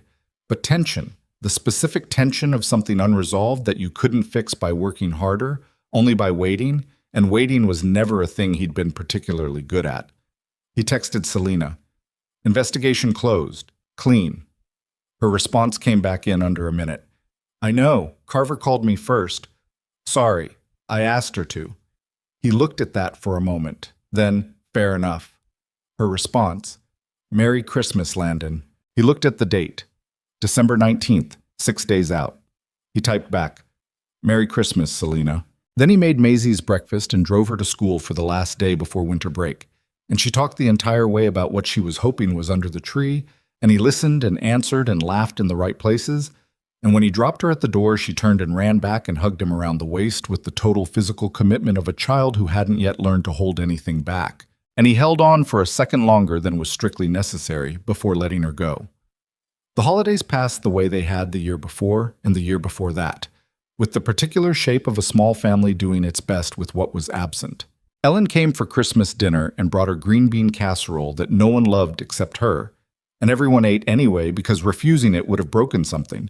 And Maisie was unreasonably happy about a remote-control airplane that Landon had found at a hobby shop and had spent 45 minutes assembling at 11 the night before. They flew it in the backyard in the cold, the little plane making buzzing loops over Ellen's garden beds, and Maisie narrated the entire flight in the serious voice she used when something felt important, calling out altitude and heading like she'd heard her father do, and Landon stood in the frozen grass with his hands in his jacket pockets and felt, not happiness exactly, but something adjacent to it, the solid, unglamorous version that didn't ask you to pretend the missing things weren't missing.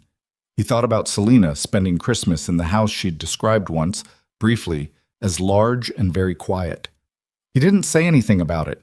It wasn't the right moment for anything. January came with hard cold and a restructured board, and the formal departure of Richard Holt, who resigned with a statement that said nothing and meant everything, the careful language of a man protecting himself from further exposure. The PE firm connection had leaked to a trade publication the week before, not through anyone at Whitmore Industrial, or at least not provably.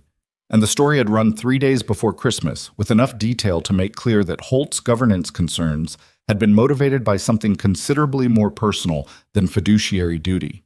Selena had read the article and said nothing publicly, which Landon thought was the right call. She'd won. There was nothing to add. What came after the board fight was not the relief Landon had expected. It was something more complicated. The adjustment period that came after sustained crisis, when the structure that had organized your energy was suddenly gone and you were left with the ordinary shape of things again.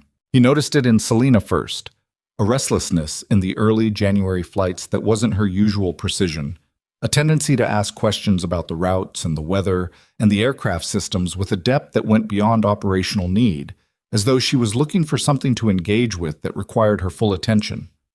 He mentioned it once, carefully, on a flight to Missoula in the second week of January. "You're bored," he said. A pause. "I'm not bored.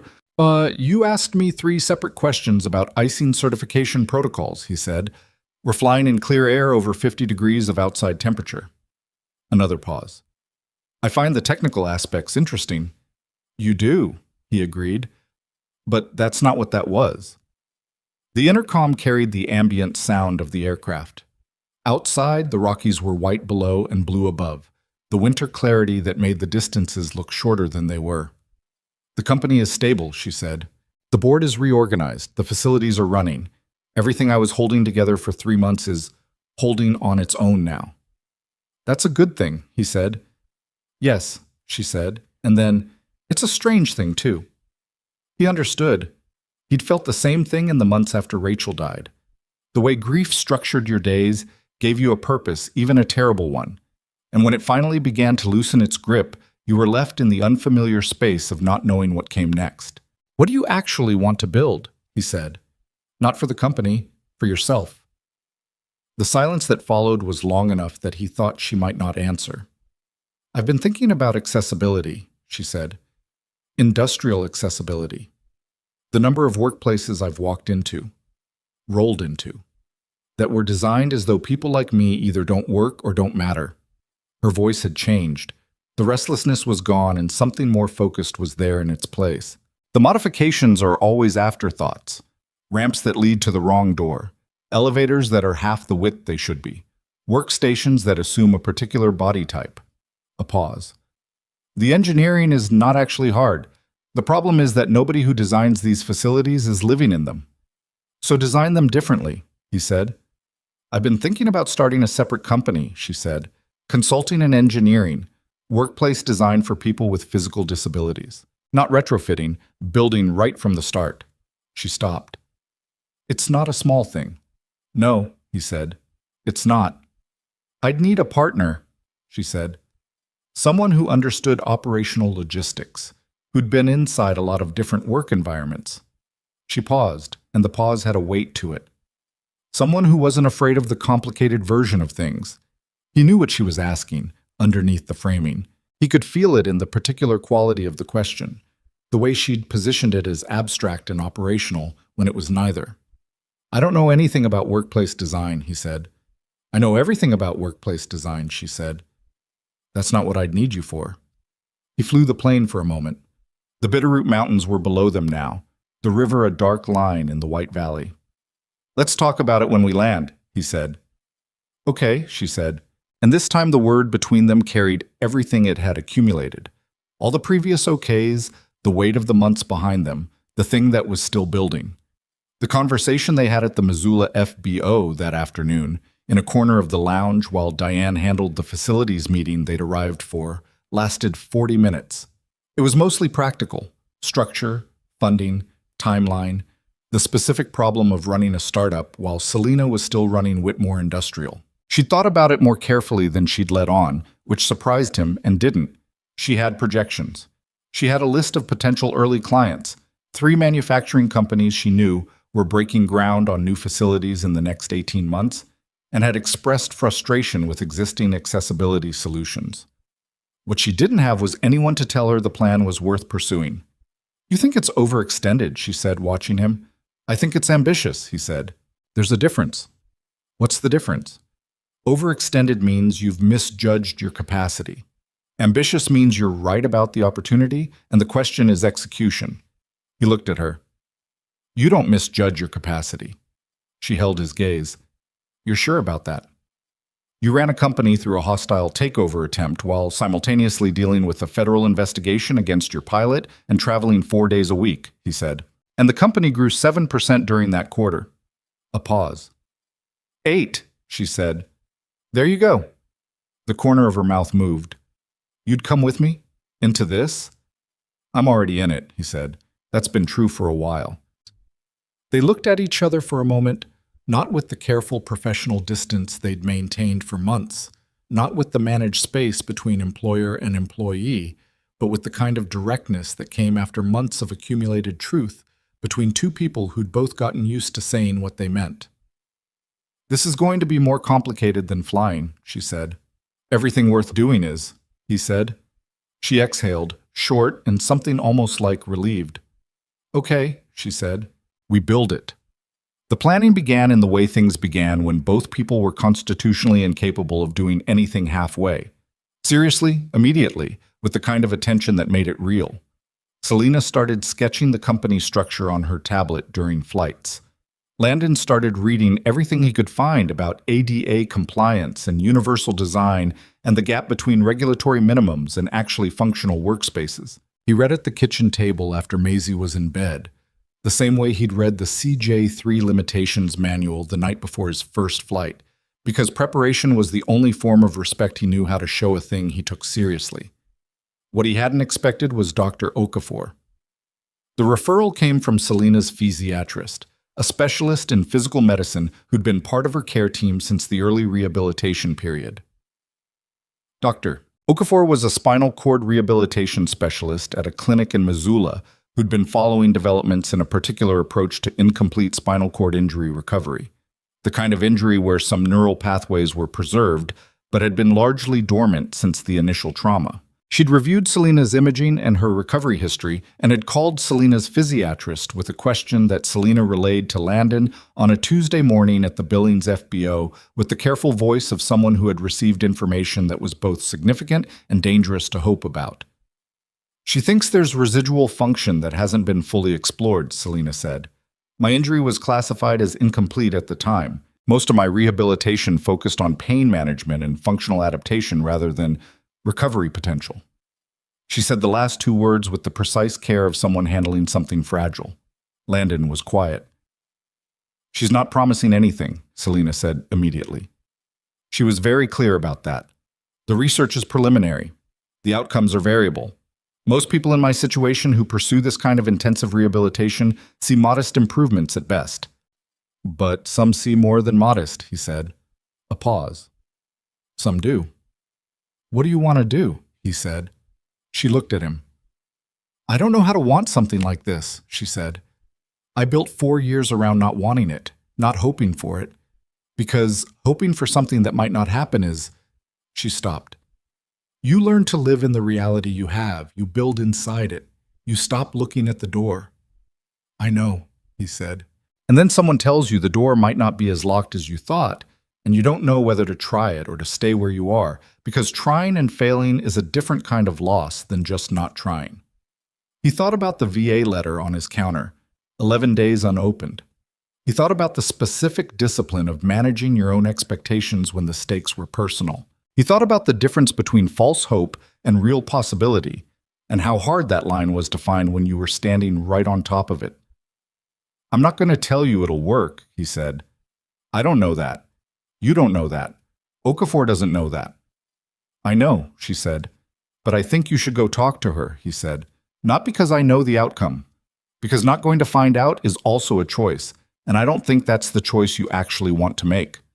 She was very still. The version of you that built a company while she was still in rehabilitation, he said.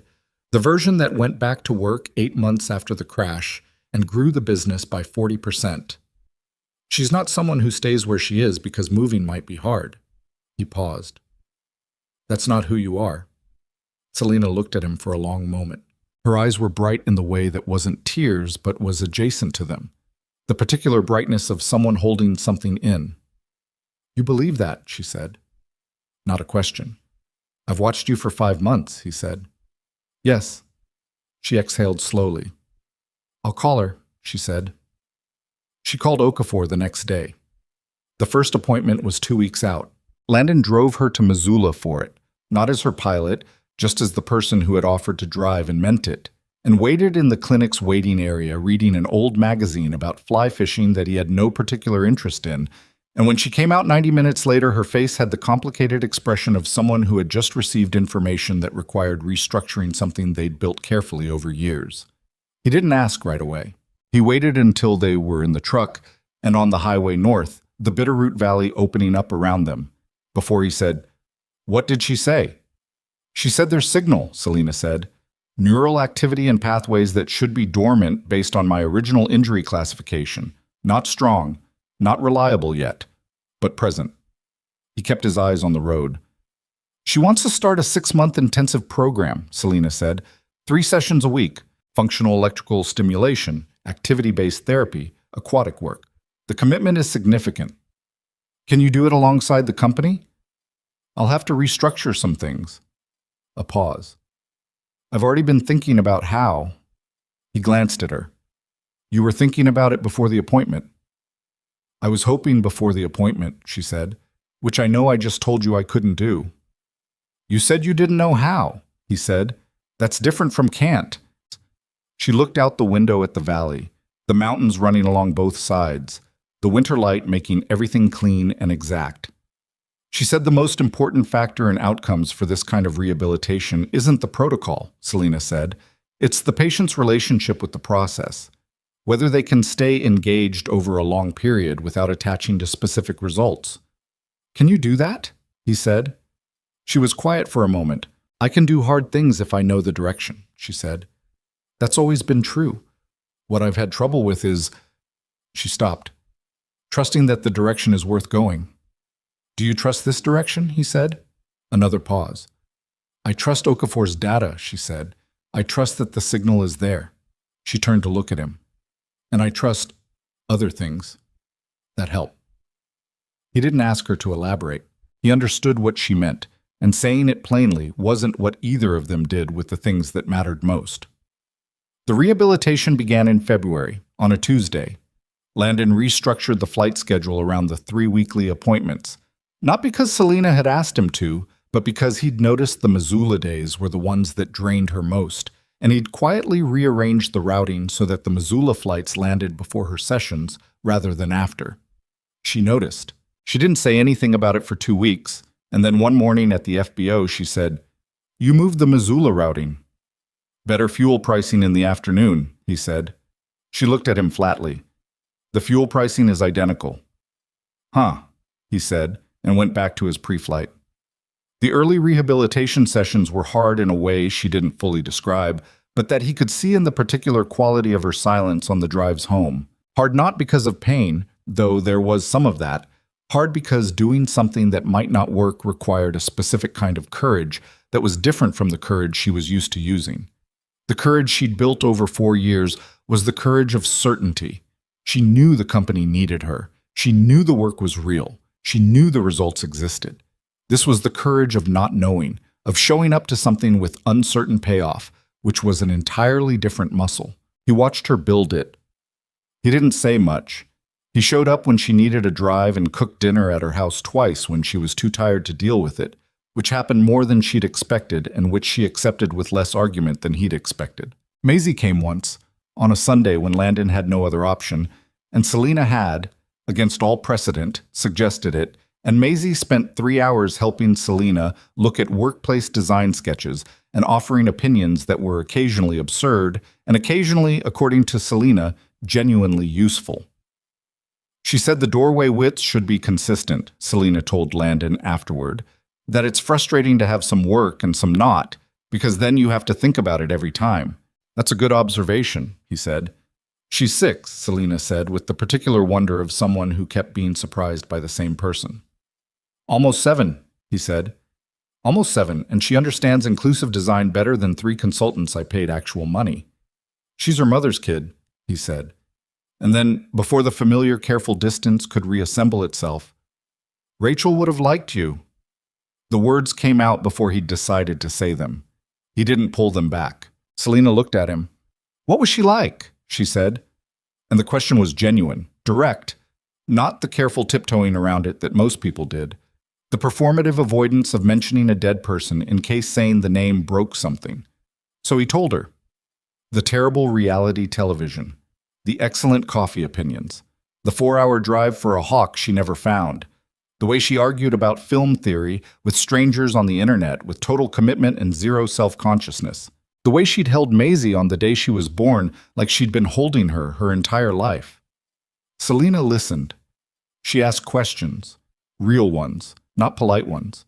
By the time he was done, the evening light had shifted to something darker, and the kitchen was quiet and comfortable in the way of spaces where something true has been said. She sounds like someone who used every bit of herself, Selena said. She did, he said, right up to the end. She stopped, started again. I've spent 4 years not using all of myself, she said, because using all of yourself means you can also lose all of yourself. He understood what she was saying. And then you decide it's worth it anyway, he said, knowing it's finite and doing it anyway. She held his gaze across the kitchen table. Yes, she said. That. The spring came late that year, the snow still on the rimrocks in April when most years it had receded by March. Selena's 3rd month of rehabilitation brought the first measurable change. Not dramatic, not cinematic, nothing that happened in a single moment. It was a Tuesday, and Okafor was working with her on weight-bearing exercises in the parallel bars, and Selena shifted her weight in a way that Okafor had been guiding toward for 11 weeks, and something in her lower body responded. Not enough to call it movement, but enough to call it signal that hadn't been there before. Okafor noted it without celebration, because she was a scientist and celebration before evidence was premature, but she did say, "That's new," in the voice of someone who meant it. Selena called Landon from the clinic parking lot. He was at the FBO doing squawk paperwork. He picked up on the second ring. Something happened, she said. Good something or bad something? Okafor said that's new. He set down his pen. Yeah? It's not... She stopped. He could hear her working at the measured expectations, the careful framing. It's early. It could be... Selena, he said. What? You can just tell me it happened, he said. You don't have to manage how I hear it. A pause. A long one. And then her voice lower and different from her usual register. Quieter, less controlled. More like the voice she had in the loading bay in Great Falls when she'd told him about the sound. Something responded that hasn't responded in 4 years. He pressed the phone to his ear. Outside the FBO window, the tarmac was bright in the afternoon sun, the mountains beyond the city still carrying their late winter white. That's good, he said. It might not mean... I know, he said. It's still good.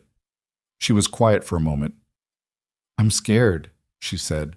And that was the most unguarded thing she'd said to him in 6 months of saying unguarded things, because it wasn't about the company or the board or the investigation. It was about this, the thing she hadn't been able to let herself want. I know, he said. That means you're in it for real. A pause, and then the short exhale through the nose that was her version of almost laughing. Is that your theory of emotional courage? It's my observation, he said.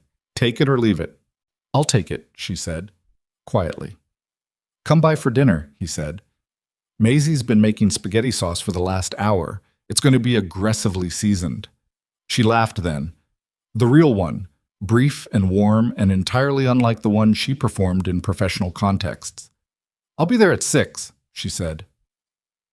She came at 6. The spaghetti was, as advertised, aggressively seasoned. Maisie had a heavy hand with the garlic and apparently with everything else. And they ate it at the kitchen table under the overhead light, the three of them, with Maisie providing a continuous narration of her school day that touched on a fight about markers, a classmate's interesting lunch, and a pigeon that had sat on the window ledge for the entire math class without moving. Selena listened with her full attention. She asked about the pigeon with what appeared to be genuine interest. Maisie escalated the story accordingly. Landon watched them from across the table, his daughter talking with her fork in the air the way Rachel used to, her face bright and alive with the importance of the pigeon, and Selena leaning forward slightly with her elbows on the table and her carefully maintained posture momentarily forgotten, listening the way she listened when something had her complete attention. He thought about the word family, not the shape of it as he'd known it before, the precise original shape that was now permanently altered, but the way the word kept finding new forms, the way it appeared in configurations you hadn't planned and weren't sure how to name until you looked up and realized it was already there, already built, already functioning in the daily unremarkable ways that made it real. He didn't say anything about it.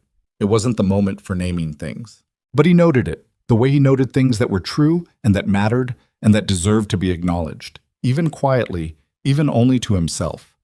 The spaghetti was too garlicky. The kitchen was warm. Outside, the late April night was doing something almost like spring.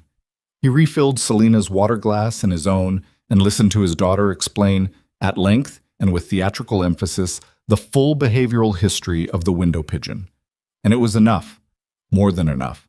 It was the ordinary, imperfect, specific weight of something worth having, and he held it the way you held things you'd learned not to take for granted, carefully and with both hands. The first time Selena stood with assistants, it was not a dramatic moment. There was no audience. There were no cameras. Okafor was there, and a physical therapist named Bryce, who had the quiet professional steadiness of someone who had witnessed both kinds of outcomes and had learned not to predict which was coming. The parallel bars were the same ones Selena had been working with for 5 months. The Tuesday light through the clinic windows was ordinary Missoula light, pale and indirect, the kind of light that didn't ask anything of you. Okafor had said the week before that the signals they'd been chasing were consolidating, that the gap between signal and function was narrowing in a way that was measurable and real. She'd said it with the careful language of a scientist, every qualifier in place, every hedge where it belonged. But underneath the careful language was something that Selena had learned to read in Okafor's face over 5 months, a brightness, controlled and professional, that meant the data was saying something the data didn't always say. On the Tuesday morning, Bryce positioned himself behind her, and Okafor stood at the end of the bars, and Selena gripped the rails and did the thing she'd been building toward for 22 weeks. She shifted her weight forward, engaged the muscles that had been waking up in pieces over months of work, and she stood. Not fully, not without the bars, not without Bryce's hands at her back, not without the significant trembling in her legs that made it clear this was the beginning of a capacity and not the arrival of one. But she stood. Her own weight, her own legs, her own body, remembering something it had been told it might have forgotten permanently. She stood for 11 seconds before the effort exceeded what she had. Okafor said quietly, "Good." Bryce said nothing. He was a professional. Selena sat back down into her chair and gripped the push rims and stared at the end of the parallel bars and breathed for a long time without saying anything. Then she pulled out her phone and called Landon.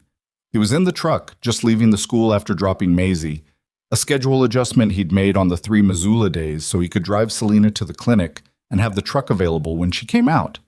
He picked up on the first ring. "Tell me," he said.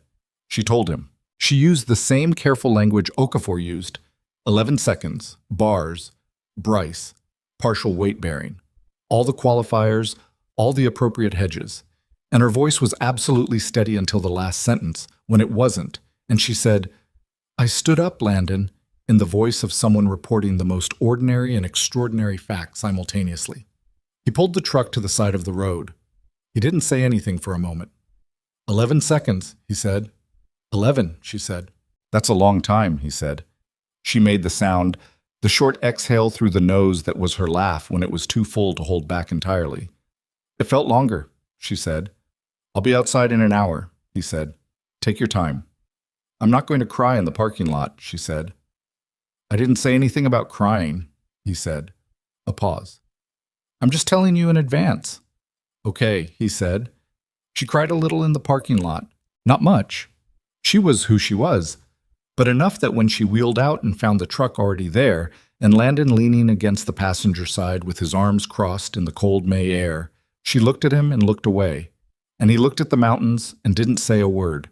And they stayed like that for a moment in the parking lot of the Missoula Clinic with the afternoon wind moving through, two people who had gotten very good at standing near each other in hard moments without making it harder. Then she said, Let's go home. He held the passenger door. She transferred herself in without help, the practiced efficiency she'd had since day one, and folded the chair, and he stowed it in the back and got in and drove north out of the city, and neither of them spoke much. And it was not an uncomfortable silence. It was the kind that came after something real and didn't need to be filled. Somewhere past the county line, with the valley wide and the mountains on both sides, and the spring light making everything look like it had been recently washed, she said, My father would have been impossible about this.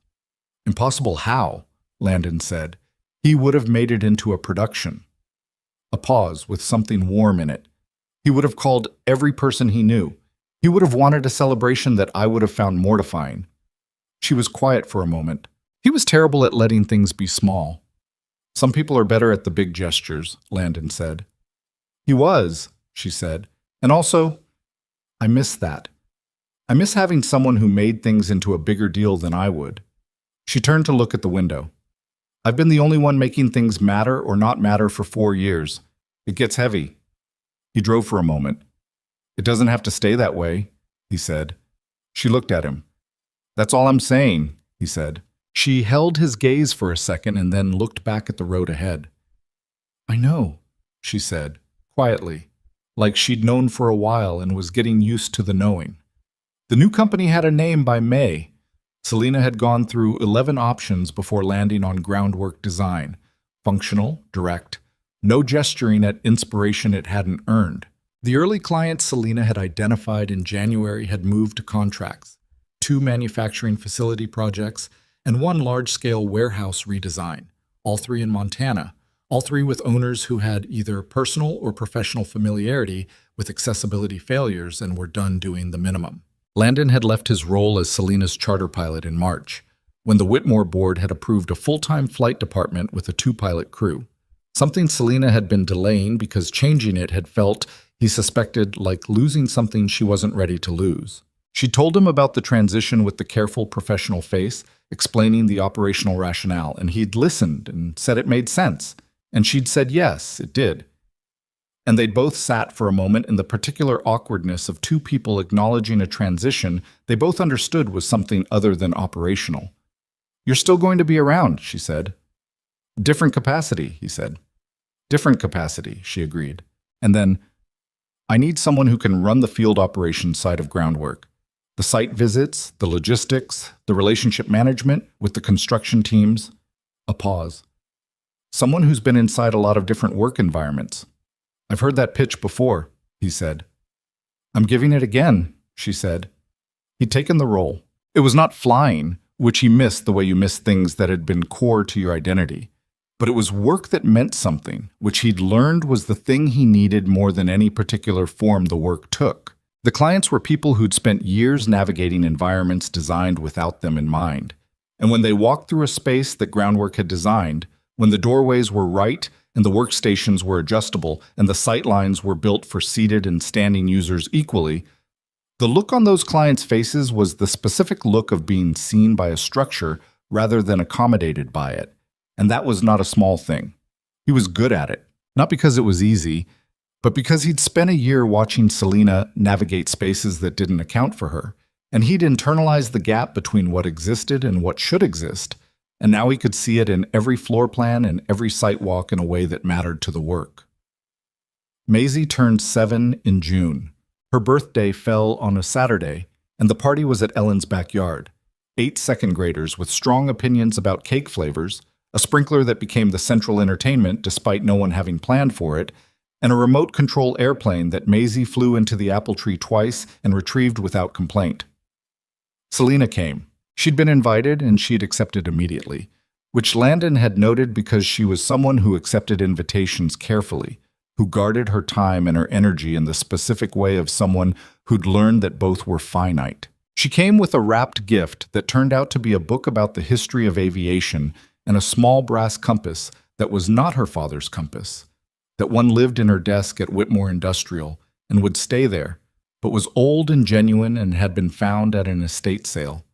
And when Maisie opened it and asked what it was, Selina told her it was for finding your direction when you weren't sure which way to go. Maisie looked at it with the serious consideration she brought to things that seemed important. "Does it always work?" she said. "If you hold it steady," Selina said.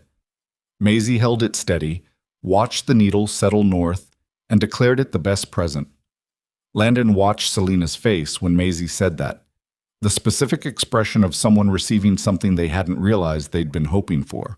The party ran past 4 and into the evening, the way birthday parties did when nobody wanted to be the one to end it.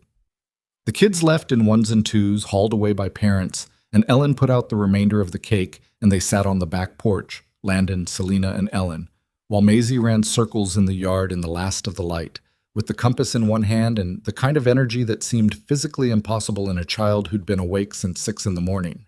Ellen, who had watched everything with the quiet attention of someone who loved her granddaughter and wanted good things for the people around her, refilled everyone's lemonade and said, in the direct way she'd had since Landon had first known her, "It's good to see this house full again." She didn't elaborate. She didn't need to.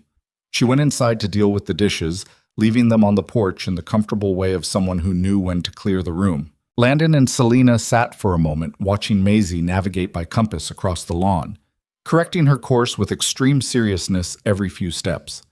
"She's going to walk in circles," Selina said. "She does that anyway," Landon said. "Now she'll do it with data." Selina laughed, the real one, unguarded, and she laughed more easily than she had in October and December and the months between. Not because things had gotten simpler, they hadn't.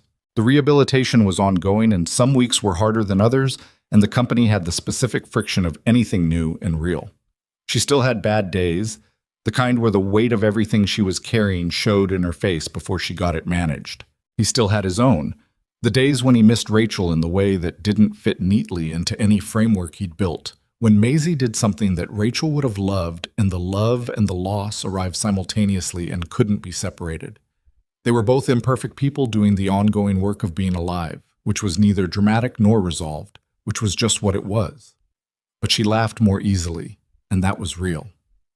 "Can I ask you something?" Selina said. "Yes," he said. "When you took this job, the pilot position, you were in a bad situation and you needed the work, and I was—" She paused.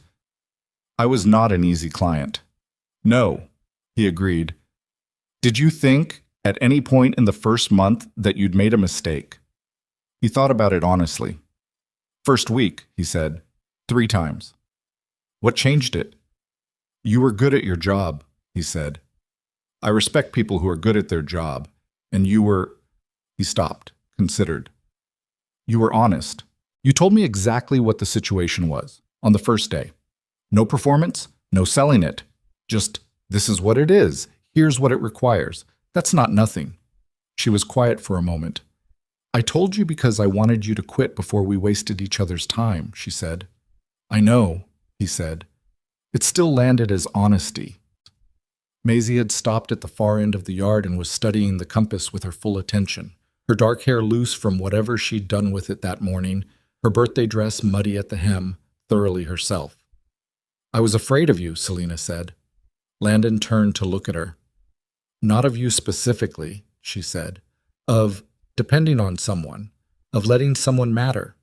After the crash, I built everything so that I was the load-bearing wall, so that if something fell, only I fell."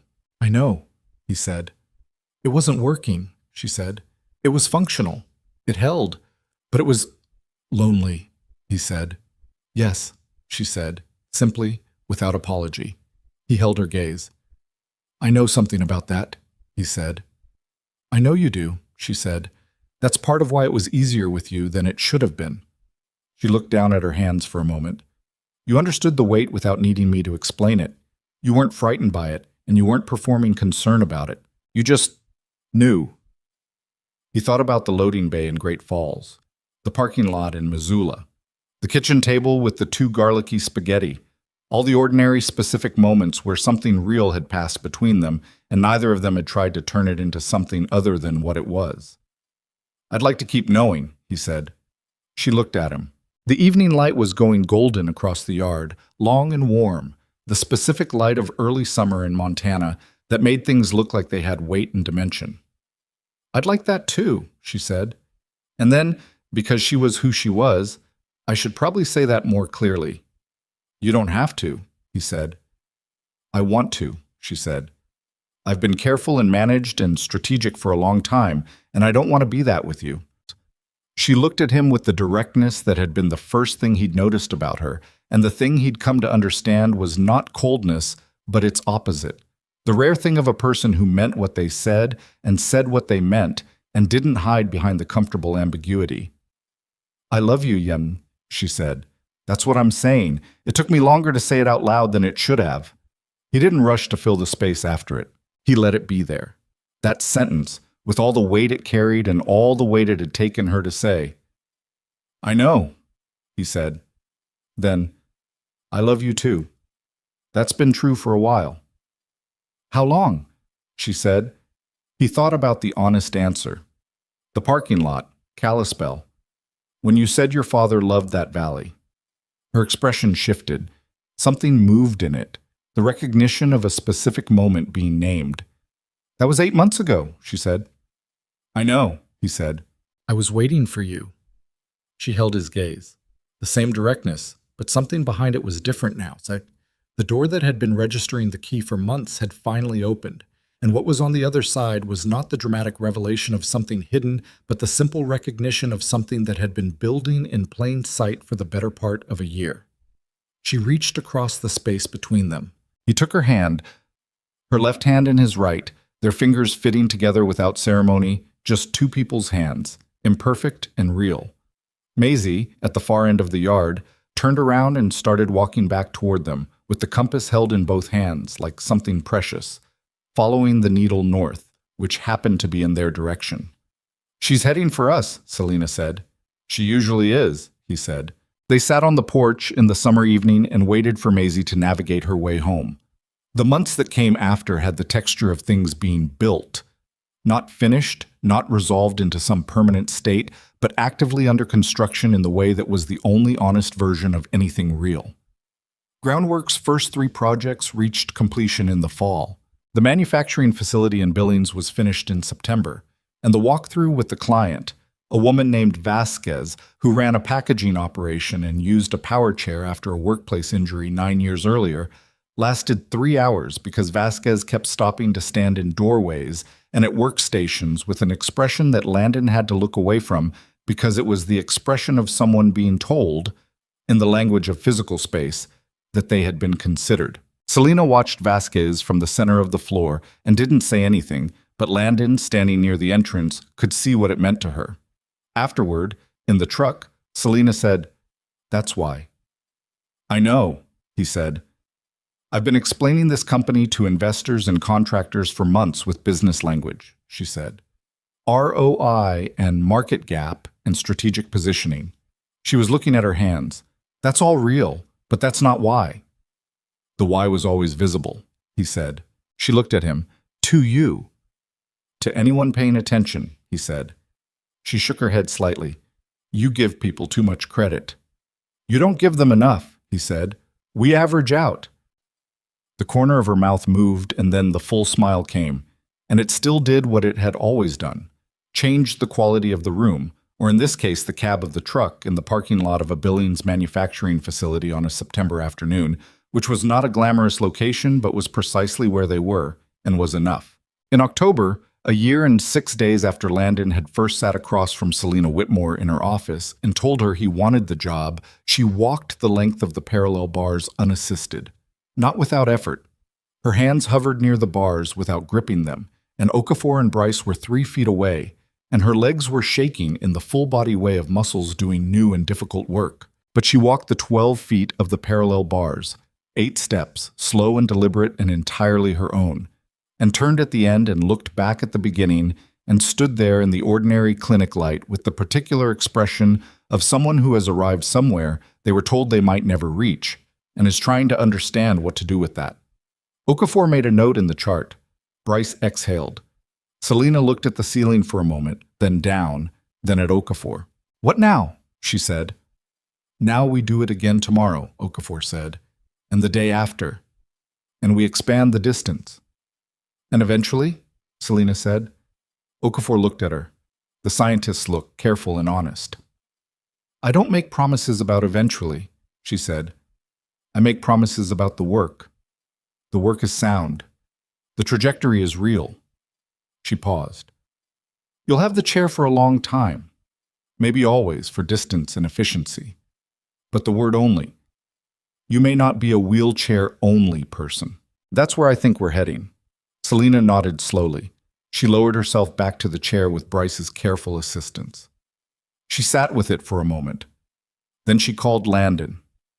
He was at the groundwork office, a rented space in the Billings Industrial District with drafting tables and floor plan prints and the low continuous noise of a working office. He stepped outside to take the call. She told him.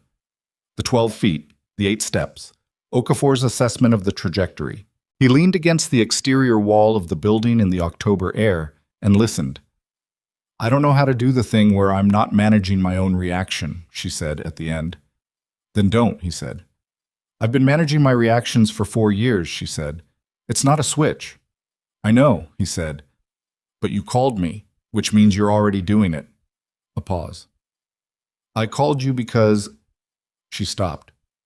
"Because," he said. "Because you're the person I want to tell things to," she said. "The real things. Before I've managed them into the right shape." "Good," he said. "That's exactly what I want." The silence between them had the warm, specific quality of two people who had stopped needing to fill each other's silences. "Come for dinner," he said. "Maisie's been asking about you for 3 days." "What has she been asking?" "Whether you think dolphins could navigate by compass," he said. "She has opinions, and she wants yours." "Of course she does," Selina said, and he could hear her smiling. "I'll be there at 6. She was there at 6. They had the kind of dinner that was not about the dinner. Maisie had strong and detailed dolphin opinions, which Selina engaged with the full seriousness they deserved. And at some point the dolphins became a broader discussion of animal navigation that had Maisie pulling up things on Landon's tablet to support her arguments. And Landon sat at the table and ate his food and watched his daughter and the woman he loved argue about whether birds used magnetic fields or star maps with a genuine investment that made him feel, quietly and without drama, that his life had arrived somewhere worth being. After Maisie was in bed, they sat on the couch with the television off and the lamp on, and the kind of quiet that belonged to people who were comfortable enough together not to need noise. Selina said, "I want to talk to you about something." "Okay," he said. She reached into her bag and brought out the compass. Not the one she'd given Maisie, the other one, the brass maritime compass, old and worn at the edges, the one she'd described on the plane over the Rockies on an evening that felt like a long time ago. Her father's compass, the one recovered from the crash. She held it in both hands for a moment. "I've kept this for 4 years," she said. "I've thought about what it meant, about keeping it pointed at the thing my father built." She paused. "But he wasn't just the company. He was what he built, and what he loved, and who he loved." She looked at the compass. "He would have liked you," she said. "He would have been unbearable about how much he liked you, actually. He would have told everyone." Landon didn't say anything. "He would have been impossible about Maisie," she said. "He would have had opinions about her education and would have given her books with inscriptions in them and argued with her about whatever she was currently into, and she would have loved it." Her voice had the warmth and the grief together, not fighting each other anymore, sitting side by side the way they eventually did when you stopped making them enemies. "He would have been in every room of this." She looked at Landon. "I want to give this to you," she said. "Not because it's a symbol, not because it means something abstract." She was direct. as always, her eyes clear and certain. Because the direction I trust now, the one that's worth following, it's here. It's you and Maisie and what we're building and what comes next. And this belongs with that. He took it from her hands. The compass was heavier than he'd expected. Solid brass, the weight of something made to last. The needle settled, as needles did, pointing north. He held it for a moment. "I'll keep it well," he said. "I know you will," she said. "That's why I'm giving it to you." He set it on the coffee table between them, and it sat there in the lamplight, the needle steady, doing exactly the one thing it was built to do. He reached over and took her hand. She let him. There was nothing more to say about it, and so they didn't say anything, and the house was quiet, in the way of a house that had people in it who were resting rather than merely still. And outside, the October dark was settled and cool over Billings, over the rim rocks in the distance, over the mountains that were always there, whether you could see them or not.